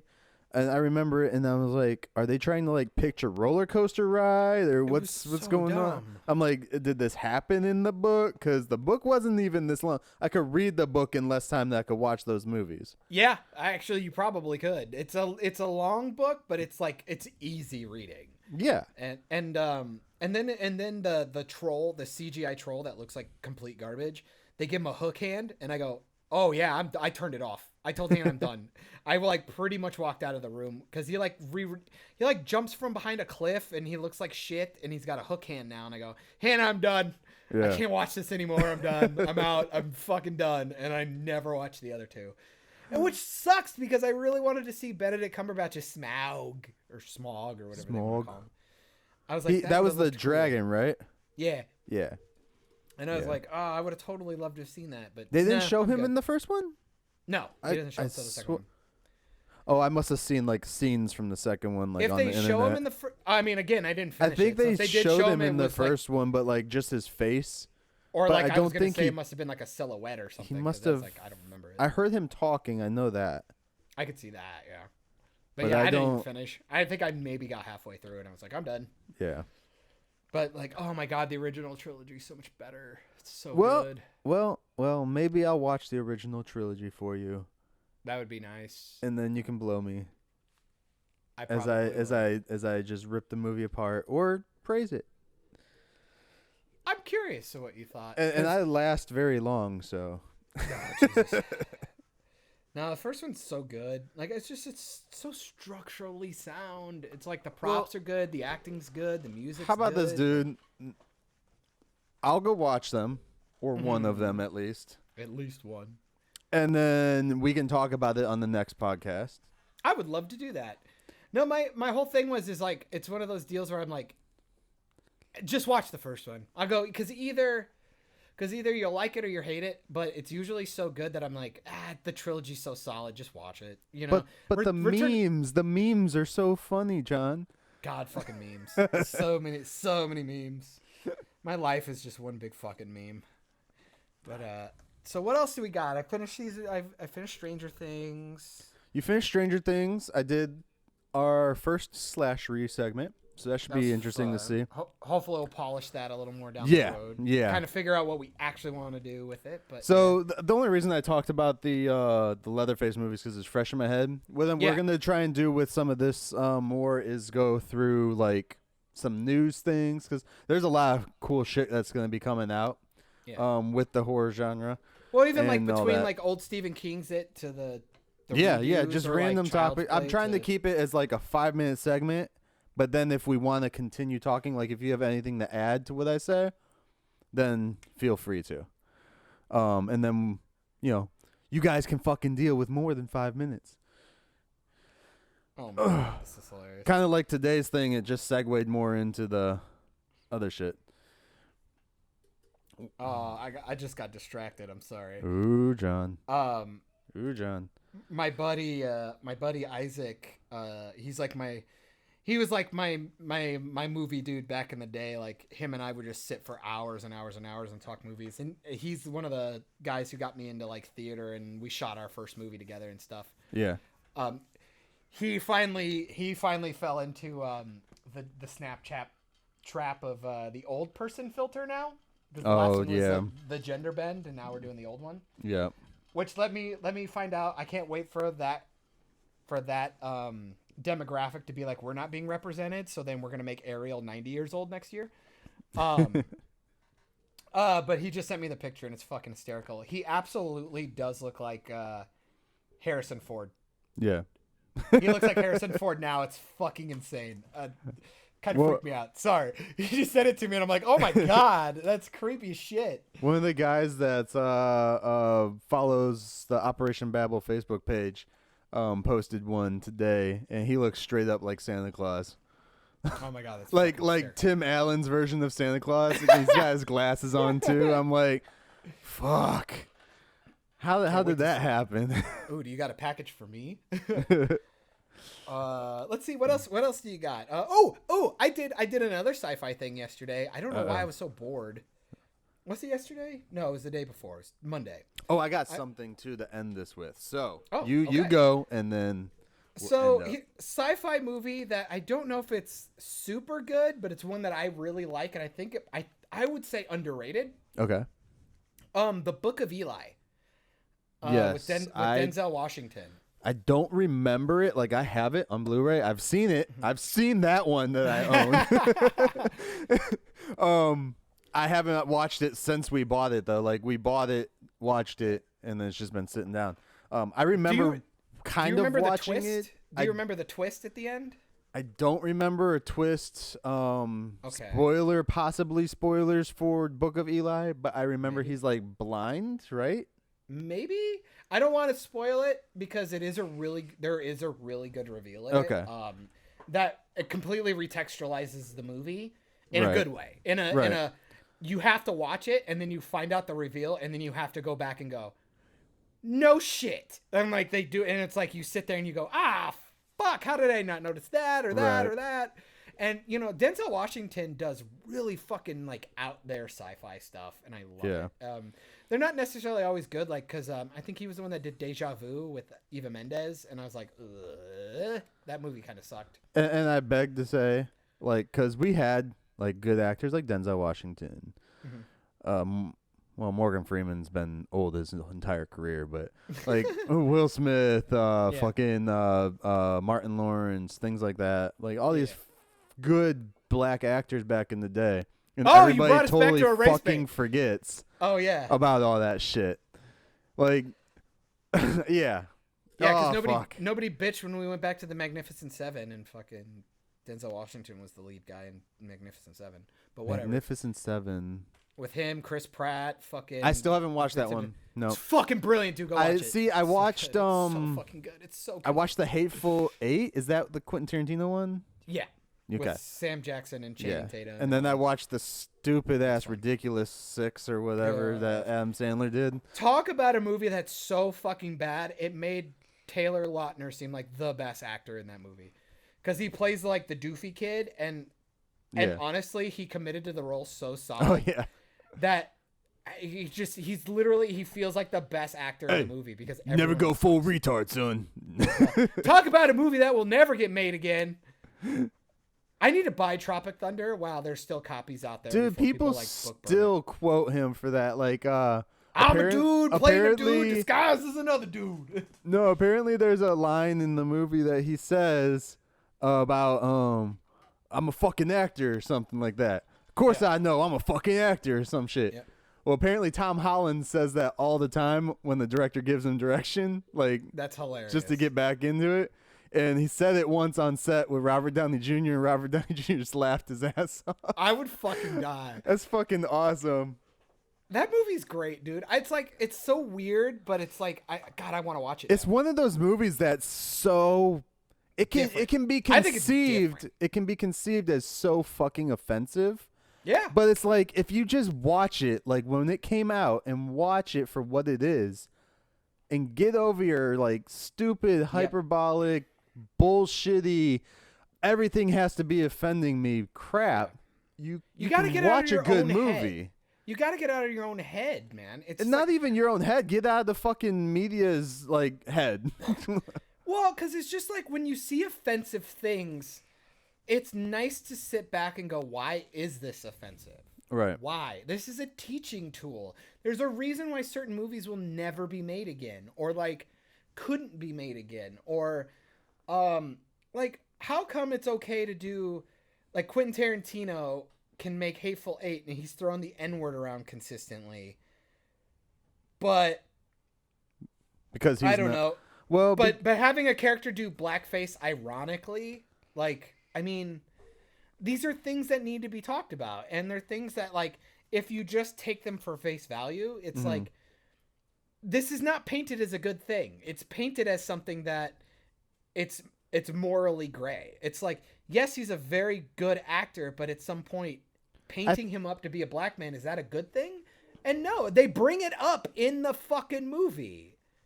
You know what I mean? Yeah. They have another black character in the movie and they bring it up. It's a social construct that should be talked about. Right. And the movie shouldn't be demonized for talking about it. It's insane. I don't know. Like, there's a difference between doing it to be offensive and like, yeah, like there's a way to do it to not be like I'm a dick and I'm doing it because I can kind of. This was like it was just such a hyperbolic thing. It was like, I don't know, because I mean, look at what they did with Tom Cruise. They made him the sweaty bald guy and put all these. Why go through all the effort to make him be this big fat prosthetic dude if it wasn't for a point? Yeah. You wanted to get a good actor doing something different, and he plays a slimy. Like, look at Matthew McConaughey, who plays that weird manager who'll do anything for their agent. It was so everything about that movie was so hyperbolic. I fucking loved it. It's one of those movies too that's like a commentary on like kind of like Hollywood and Hollywood, yeah. Yeah. And that's the thing too is like people don't like want. I guess Hollywood doesn't want to be perceived as much. Which is really funny because it's like all the people who are bitching about the things that Hollywood isn't doing or doing poorly, this movie is making a commentary on, but because they saw the one offensive thing, they go, oh, I don't want to hear it. It's like, no. They're making their point for you. Like, Did he they're win doing an what... award for that though? Robert Downey Jr. won an award for that role. I have no idea, but he should have. If he didn't. I feel he did. He deserves at least like a Nickelodeon blimp or something.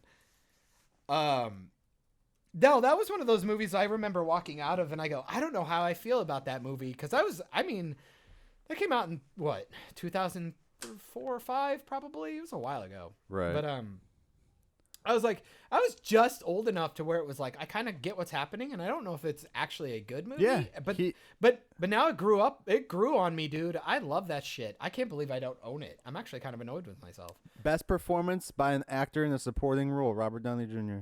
Yeah, and he's a dude disguised as Oscars. another dude playing another dude. Like, I don't know. He's fucking on. They even use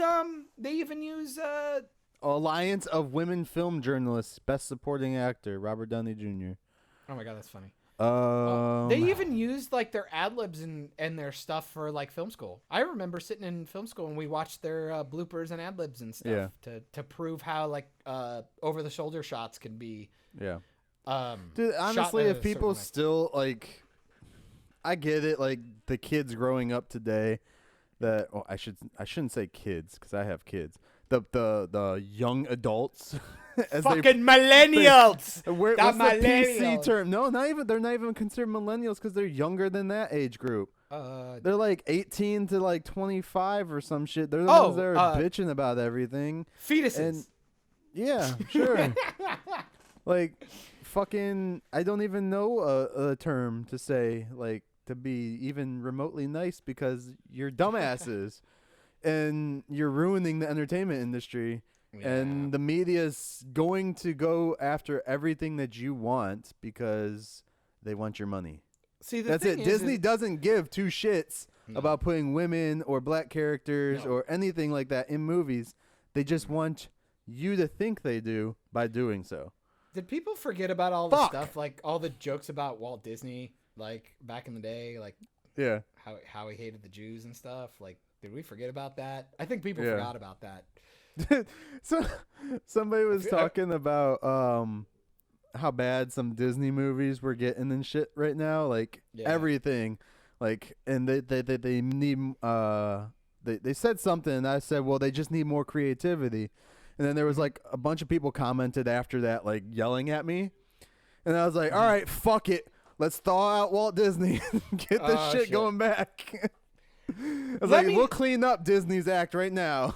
I'm going to put my foot down and say that if Mulan is not handled with cultural integrity, I think that will be the movie that decides whether or not these live actions keep getting made. No, it won't. No, I think so. Because it does not deal with the cultural group that everybody is trying to appease at the moment. Which one would that be, Michael? Women, everybody. Yeah, because women's a race now. Women culture. I would have to say, because it seems like Mulan is going a different route than all of these remakes. It seems like they have a good director, good voice behind the scenes trying to direct it. This one is one that I'm holding out hope for, and I know it'll probably be tarnished when they do that whole shit like they do like 3 months before the movie comes out, where they release like a 2-minute clip of a scene. Right. I told Hannah, I go, I'm afraid they're gonna get rid of the lighthearted stuff that happens in this, and if they do that, then I'm out. I love how action packed it is and all this other stuff, but it's like they're getting so fucking lazy. Even Hannah was worried. She's like, are they even going to try and do any of the, like, she looks like a guy in the military? Like, are they even going to attempt that? Or are they just going to make her a girl? Make her a girl, like, trying to get into it. To get into the military. Right. Which I'm like, oh no, if they do that, then I'm fucking out. Like, I don't think that's the way it's going to be. I think what we saw was like at the end after she's like reveals that she's a woman. Yeah. That's what I'm hoping for. Because they're in the middle of the war already. That's what I'm hoping for, because it was. I really need to watch the cartoon so I can talk about the storyline. Dude, you really should. You really should, and because I would honestly say that Pocahontas. Because there's really only like 4 or 5 of these animation movies that actually have like cultural stuff really built in, and it would be like Mulan. What do we got? Mulan. I would say. You could, I don't know. I guess Lion King. How come Disney hasn't tried to do a Pocahontas one? Oh, Pocahontas remake? I really need to watch this movie because this girl looks fine. Wasn't that Avatar? Yeah, I guess they're gonna be doing all the Pocahontases. The New World that came out in 2005 with Colin Farrell in it. What about Tristan and Isolde or whatever? Wasn't that essentially Pocahontas? A what? Tristan and Isolde. It was James Franco and something else. I didn't watch that. But no, they got the New World that came out in 2005. But that's still like 14 years ago. Yeah. But that also wasn't Disney. But it's based on the story of Pocahontas. No, if you it looks more of like a more grungier movie. I actually have this. I've never watched it though. If you have Mulan, I would say if you're bored, watch it with your family tonight. It's good. I easily say it's top 5 soundtrack. I don't know. John, what is it? Do you want me to watch Lord of the Rings or fucking Mulan? Pick your choice. Oh, I'll always tell you. I always say, pick Lord of the Rings, always, please. But you're always looking for stuff to watch with your family, so I figure this is an easier sell. Yeah. Also, again, like I would say, the top five soundtrack, 100%, easily the best soundtrack.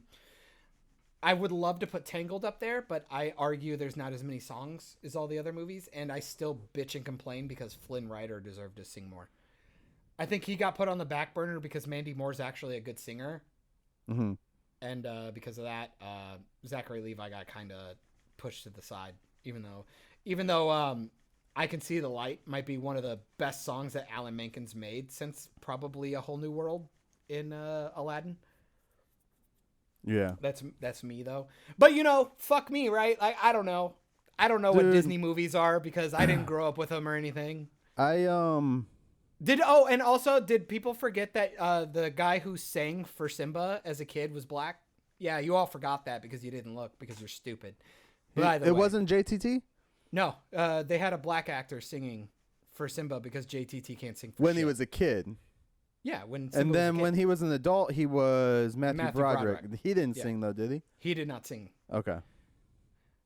If he did it, I think he sang like Hakuna Matata. That was it. Hakuna Matata. Which, let's be fair, any idiot can sing that. As proved 2 seconds ago. Sorry, I love you. No, but seriously, like Go on. Huh? Go on. Ooh, okay, Go on. I'm just gonna go on. Again, yeah, watch Mulan, dude. I honestly, the weakest part is the fucking Cricket and Mushu. They had to do like the kid shit, and fuck Eddie Murphy. I hate him. I hate him so much. He ruins so much shit. I love him as an actor. Don't get me wrong. I love a lot of shit he does, but just not a Christ, voice. Fucking hate Mushu. I fucking hate him. He ruined such a classic fucking Disney movie. It's so good. Dude, I wonder if they're trying to get him to come back and do like another cop movie. The Beverly Hills Cop. Beverly Hills Cop, yeah. I'd watch that. Right? I would. I mean, they're watch doing that. another Bad Boys. Why not do another Beverly Hills? God, Do a fucking merger. Bad Boys meets Shut Beverly up. Hills Cop. Shut up, Michael. There you go, Hollywood. There's your representation, you fucks. Beverly Hills Cop. I was gonna say cowboy. You idiot. Beverly Hills Cop meets Bad Boys meets Men in Black. They have to come together. Done. Boom. Nailed it. Hollywood orgasm. There's all your money right there, guy. Nope, Just like the Fast and the Furious and Transformers should fucking join together and do a movie. If they could figure out how to do a Ghostbusters correctly, it should be Men in Black and Ghostbusters. Yeah. That'd be a fucking great They're story. owned by the same studio, aren't they now? Universal has both of those. Sony. Right? Sony. Sony has... But they can't make shit, though. They suck. Spider-Verse only counts because those people got free reign because they were in the animation department and nobody gave a fuck about them. Let's see. But Paranormal meets Aliens, that'd be fucking amazing. And you could even have jokes. Could you imagine like the worms or an alien meeting a ghost for the first time? It'd be fucking hilarious. I mean, Don't even give me a movie. Equalizer, dude. Give me a short. Who? Denzel Washington? Yeah. Yeah, Equalizer 1 and 2. And Antoine Fuqua made both of those. Who did Magnificent Seven? What was I talking? Book of Eli. Dude, underrated fucking sci-fi movie, Book of Eli. Let me tell you though, Mila Kunis, I really wanted her to be awesome. She's in that? Yeah. She even has a gay name where I'm kind of like, I make fun of the writers because that was like a time like back in like the 2000s where people were just trying to like have cool artsy names. Solara. It's like, really? Her name's Solara? Right. Like, she's like 20 something. Granted, the burn or whatever, their catastrophic thing happened like 30, 40 years ago or whatever. So she was born afterwards. Right. Who's naming her Solara? Like, get the fuck out of here with all of that. But that's fine. Whatever. That's a nitpick.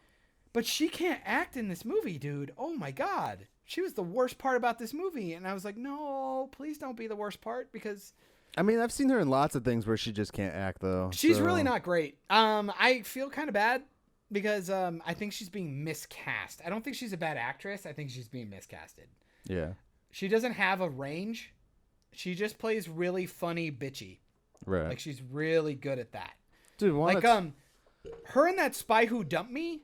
I watched that Spy Who Dumped Me that was trailer. funny. I love that. Is the movie any good? I want to see it. It was funny. I mean, it I like has Kate her McKinnon. and yeah. I mean, if you They can pick shitty stand their, movies. if you can stand their humor and shit, you know. Yeah. Because she's funny. She's awesome as Jackie. Like, she nailed it. It's the same problem I think a lot of those guys have. Like, they just nailed it with that 70s show. I cannot see Right. them as anybody else. Well, I mean, Topher Grace suffers from it the most. Yeah. Easily.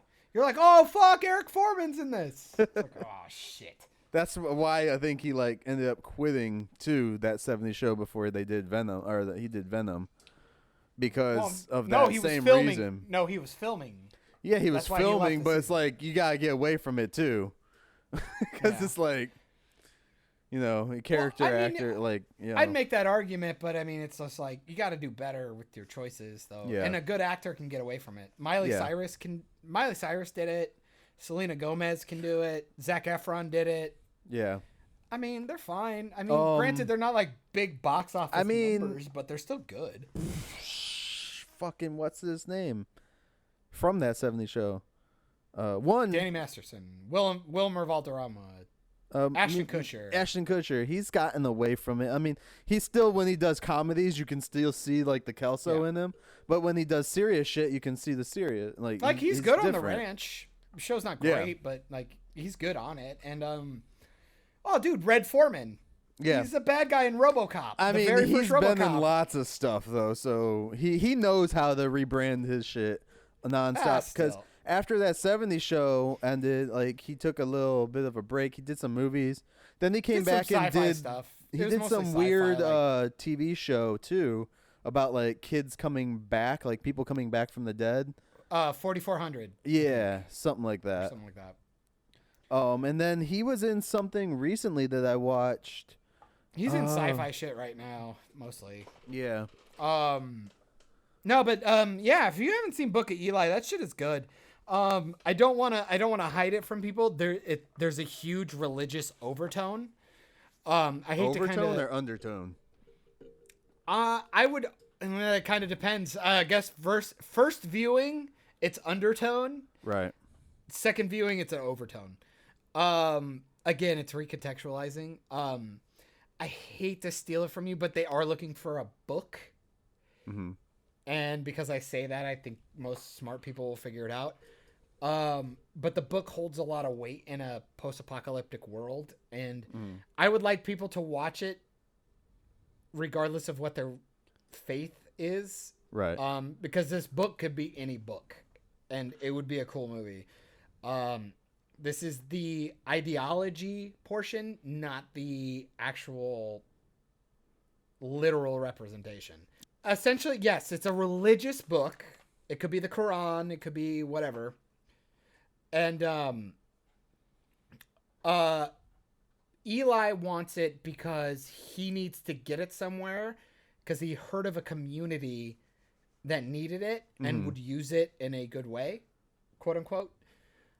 Again, that's up for interpretation. But then also the guy who wants the villain of the story wants the book because he says the book is a weapon. Right. Because it can take people who feel impoverished or just who are down on their luck or have no vision or no journey or no path to follow, that this thing can take words that he can't come up with and make them validated. Mm-hmm. Which I love. I think it's a cool idea, the using ideology as a weapon, or using it as a crutch, or using it as a healing thing. I don't know. It's all really cool. It's all ideological, regardless of whether or not you're into faith. I think cynical people who don't like faith, who tend to be atheists or agnostic, I think they'll get something out of this. I think people who are religious will force them to maybe think maybe, yeah, I should be more educated in my own faith. I should be more weary of how I sling my words around and the way I utilize something that I believe in. I think that's important. I think it's extremely important. And it was cool to be put in a goofy sci-fi post-apocalyptic world with fucking Denzel Washington, dude. Yeah. Like, and Gary Oldman's the fucking bad guy. I mean, come on. Yeah. You got a bunch of good actors doing some cool shit and just a cool, neat little environment. It's fun. It's a good movie. If you haven't seen it, I'll probably rewatch it. I don't know if I'll watch it with Nick or not because I like post-apocalyptic more than she does. Nah, it's just a quick watch. I just watch it by yourself so you can check it and pause it for like. Sounds good, guys. Everybody go watch that then. It's good, man. It's a lot of fun. If you like sci-fi, you'll fucking love this. Denzel Washington's fucking brilliant as always. Gary Oldman's fucking brilliant. Mila Kunis is not great, but she's hot. Okay, there you go. You can have that. The fucking chick that Robb Stark marries in Game of Thrones, I'm pretty sure plays her mom. So that's funny for me. Doesn't matter if you haven't seen Game of Thrones, but it was a nice little quote-unquote mental Easter egg for me.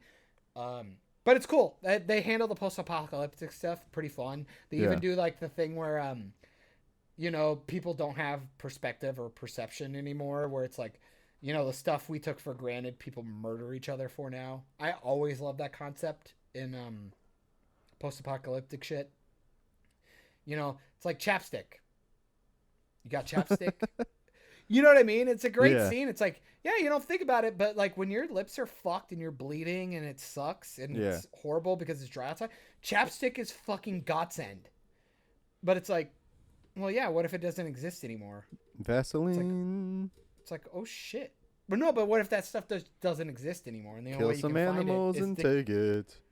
No, that's part of it. He makes cat oil. Yeah. It's like same thing. You just put it on. He goes, no, it's not the same. You know what I mean? It's cool. Okay, shampoo. Man. Okay. Like a hotel bottle of shampoo is really cool. I don't know. It's really cool. I like movies that make you think. Yeah. Don't turn your brain off for this. It's fun. Is one of those. That's one of the biggest things that I have with Hollywood right now is they tend to make a lot of things that it's literally right out there. There's no subtlety with what they're doing. There's no anything. And I noticed it with a lot of films coming out recently. Like they don't try to make the audience think. And it's funny because remember guys, this podcast isn't just about movies and TV. With music is the same fucking thing. Yeah. Like, and I just noticed this, and this is why I have to talk about this real quick. Because I was cutting grass the other day, and I was listening to the Kamikaze album from Eminem. And he was criticized in a lot of it. One, because he attacks a lot of people. Yeah. But there was a part in in one of his songs where he says something about I make eat some skin, and yes, I mean eating a penis, or something like that. Like he had to blatantly say it, and people are like, "Well, why the fuck did he have to say it? We get it. We knew what he meant." No, smart people get it. Clearly, you didn't listen to the entire album because throughout the whole album, he's making fun of the fact that people don't get his shit because they don't understand it. Like there's legit a verse in there where he says something about it's not my fault you're too stupid to fucking get it. And then like he goes on and says something else, and then like in the background you kind of hear like the person like him talking in the background saying like, I mean this, I mean that.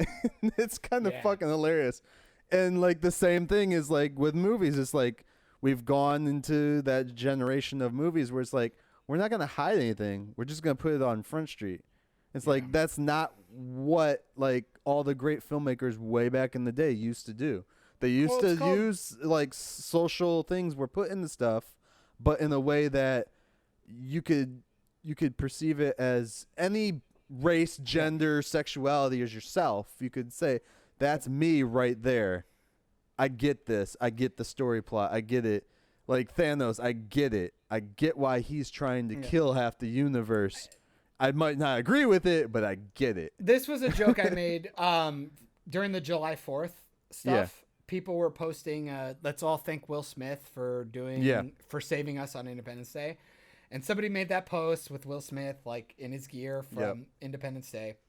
And I put in the comments, I go, no, I'm not going to thank him because I don't feel represented by him because he's not a tubby, fat, white guy like me. Like, you know what I mean? It's like the whole point is like, people forget that this actor doesn't have to look like you to portray who you are. Right. It's like I said, when you watch Men in Black, I don't love Will Smith or an iRobot, another great movie where these are social ideas like, oh, Independence Day. It's like, no, think about if the world we have fucking aliens. Mm-hmm.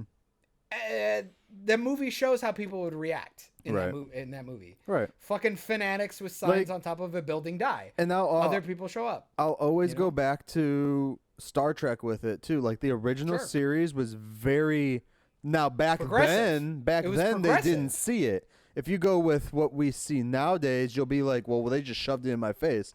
Back then, that was a little more cryptic because we weren't so used to it. Well, those people could also get cryptic my ass. Those not people cryptic. Could be, okay, they could be fired for that. Yeah, they were told they would be fired if they. But did there's that. like the episode with like the black and white people, like they're black and white on one side. And the other they're actually culture literally painted. Yeah, white on one side, black on one side, and then the other culture in theirs is they're painted opposite of them. Yeah, and then like the people are like, whenever I look in the mirror, I get I hate myself because they're seeing what they hate. And how they're cool the is same that? Fucking thing. But how cool is that though? It's something that makes you think.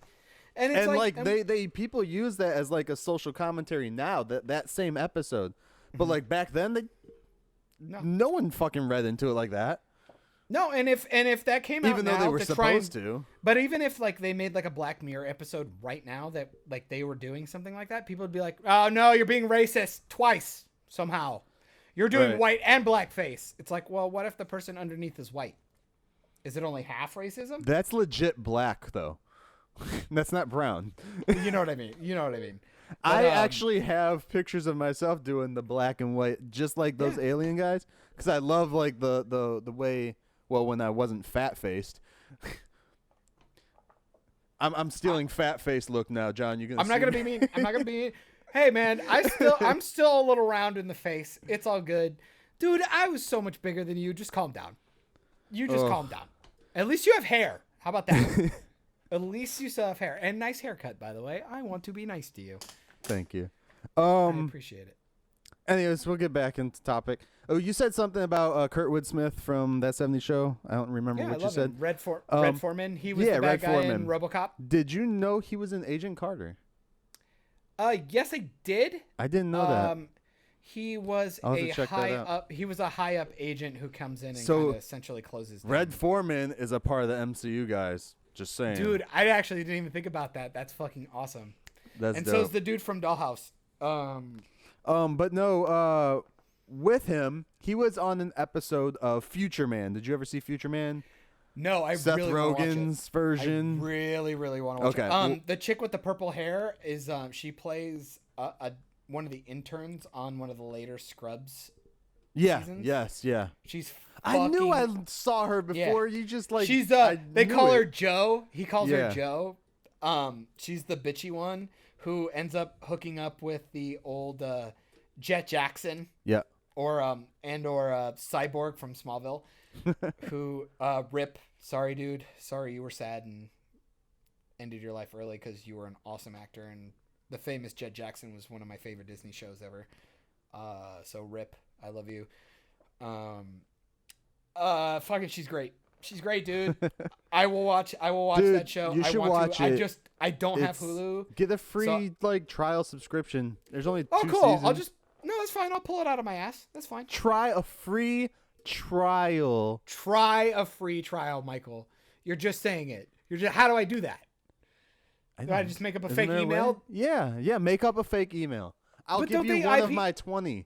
I was like, I swear they IP that, don't they?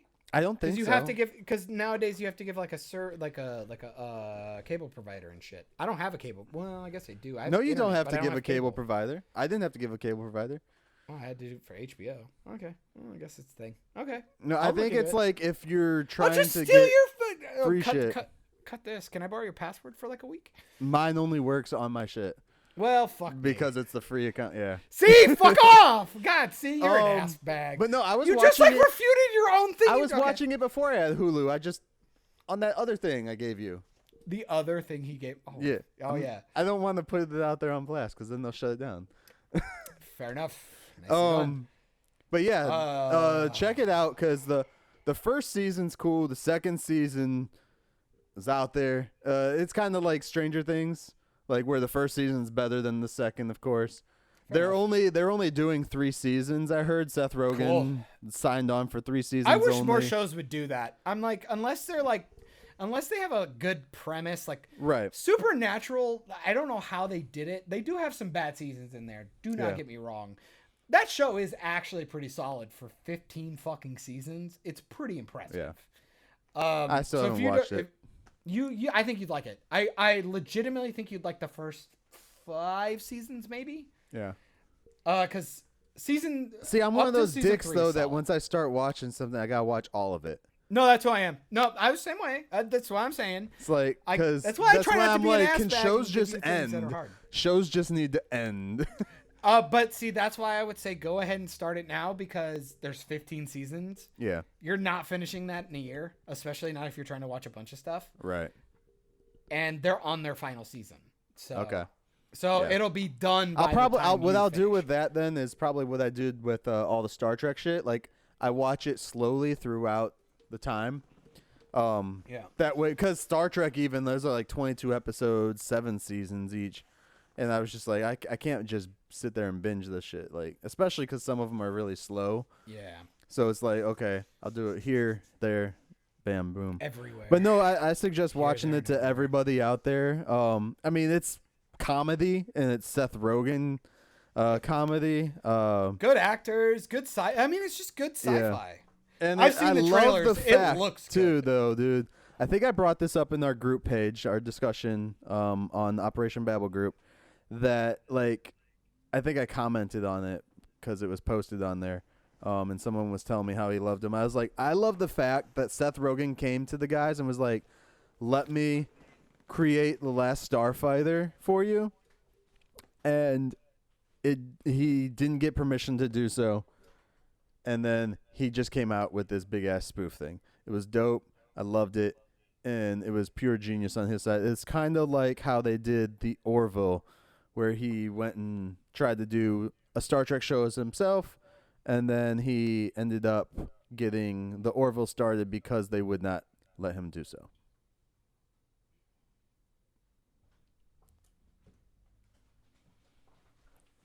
So I'm curious, did Seth Rogen write and direct, or how'd this work?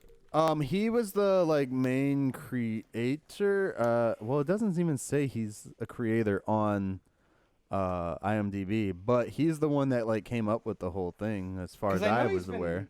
Because I've heard he's been closet producing like a lot of stuff. Yeah, lately. yeah. He's doing Yeah. that thing with those. I saw a trailer. Like it was like him and a bunch of kids doing something. Yeah. I still just like Not in like a creepy way. you would think after this show came out and then the Orville came out that these studios would just let these comedy guys have do their shit. something, you know? It's like they're asking you for this, you're not letting them do it. They're coming out with something better. And now after this show has been on for 2 seasons, they're now going to reboot The Last Starfighter as a movie. But it's why The these guy people are going finally to- gave it up. He's like, But that's okay. why they're going to this. That's why they're going to the streaming services because Yeah. studios don't let them do shit. And Netflix is like, I don't give a shit. We have so much bullshit on here. Right. If your shit doesn't do well, that's fine. We got Stranger Things 4 coming. Just do your thing, and if it's a hit, it's a hit. If it doesn't hit after 2 seasons, then we'll just can it, you know. But Oh shit, 1. It's Netflix. Dude. Yeah, People will just yeah. watch it because they're bored. the one show that Netflix did get rid of that I'm kind of sad about was the Santa Clarita Diet show. They Yeah, you ended like that it. one. I think we got 4 seasons out of it, or Was it really 4? I thought they only got to 3, but yeah. maybe it was 3. But I loved that one. Yeah, it was 3 seasons. They canceled season 4, but the way they ended the last season, I was like, You can't leave it like that. That's like the fucking angel ending with the fucking dragon coming. You can't do that. Maybe they'll give you like a final movie in like No, they like won't. an hour and a half. They might. They did it for Serenity. Drew dude. Barrymore better get on that shit then. They did it for Firefly. Fuck off. Yeah. The studios did it. But yeah, that's all I got for all my All right, stuff man. I've So watched. then I want to end this by calling somebody out because they're fucking assholes. Fucking dick bags. All the bags of dicks. All right, so I listen to this movie podcast sometimes. They do reviews, and they have like a style set up of how they do it. Is it from Thrillist who made that fucking bullshit No. list I'm still fucking pissed about? Nope. But sometimes, like, well, a lot of times, they kind of shove like the social justice stuff down there. A bunch of white guys, and they're always like, oh, we need more diversity. Like, not diversity. They don't even say diversity. We need more black people in movies, and we should get rid of some of these guys and just put women in. Kind of like just pandering to that audience. When honestly, Sounds that like Disney. audience isn't even listening to their podcast. Probably, Yeah. it's probably just a bunch of Allegedly. white guys. But no, so they pander and shit like that, and I get it. I can get past that part of their show. So I went back and listened to one of their reviews they did on Black Panther. Last year. So it would have been last year. They did this right after the movie came out. And I was listening to it, and yeah, they had their stupid pandering crap in there about how Black Panther was the best movie of the year, and Hollywood should do movies with nothing but black casts. And I would say, oh, isn't that a Tyler Perry movie? But okay. But Chris Rock did it with Death at a Funeral. Even then, used Peter Dinklage again. that was a good movie. The first one. The first one. There's a second one? Chris Rock did one, a blaxploitation one where it's all black people and Peter Dinklage still comes in and reprises the exact same character. Yeah, I saw that one. I thought it was okay. I've seen one's the better. British one though. Much better. Yeah. But they go in and they start talking about the movie and they're doing all that, and then they start talking about the Stan Lee cameo. And then they were like, I don't even remember the Stan Lee cameo, honestly. In Black Panther? In Black Panther. I don't remember it. But they Is there said even one? apparently, but they said, why is Stan Lee even in this movie? He's an old white guy. And at Wow, first, I was fuck! like, are you guys fucking retarded? Go die in a fire. Go die in a No. fucking fire. Are you my retarded God. because Stan Lee Yes, they are retarded. created the Black Panther? They are retarded, Michael. They That's are. the whole thing. They are retarded. After they What do you mean said they? that, What do you mean they? after they said that he shouldn't even be in the movie because of that. Again, it's like a pandering line.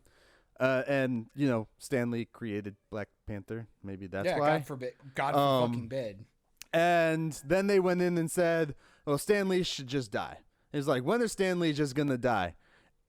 And then they kept going on about the Stan Lee dying joke, saying, yeah, Stan, you should just fucking die so that Marvel movies can be better. Quote unquote. That is exactly what they said. Well, that person has lost their internet card, and they're not allowed to go see comic book movies the rest of This their lives. podcast is called Garbage Town, The the movie review podcast. Wow, rightfully titled. Rightfully titled. Please don't listen to these people because it is horrible. I know they have. But please go to their website and tell them they're fucking retards. Yes. And they should die in a And fire. this isn't even. Okay, maybe not die, but like. This isn't even the thing based on like if you like comic books or not. You shouldn't say that about any person. Anybody, period. first of all. Anybody, first of all. Second, Especially the creator of the thing you're watching. You Right. fucking dipshit. I hate it. I fucking hate it. and to give a little more reference to these dumbasses, they also said Black Panther was the best MCU movie. So maybe they do write for Thrillist. Fucking welcome to Thrillist. I couldn't imagine what they look like, Michael. Couldn't imagine. All right, guys. So God. I think I'm Read 'em. gonna end this crack a book. podcast. Stanley, on that I note, love you. Stanley, I love you. I wish you could still cameo from the heavens. You're the best. Thank you for everything you gave us. Fuck all these idiots. Oh my God. Grow up. Oh my Lord. Black Panther sucks. Endgame sucks. Far From Home's okay. So hopefully we do. Oh God. So well, I love the sci-fi heavy. We're gonna go watch something. I don't know. Watch something, Michael. Learn a thing. I'll learn a thing, and I'll see you back hopefully soon. Okay, cool. All right. Well, later, nerds. I'm so sorry. Thanks for tuning in to another great episode of Operation Babble. You can catch this episode and more at soundcloud.com/Operation Babble or iTunes, Stitcher, Spotify, and Google Play at Operation Babble or YouTube at Myke Shrews, MYKESHREWS. Have a great day, guys. Peace.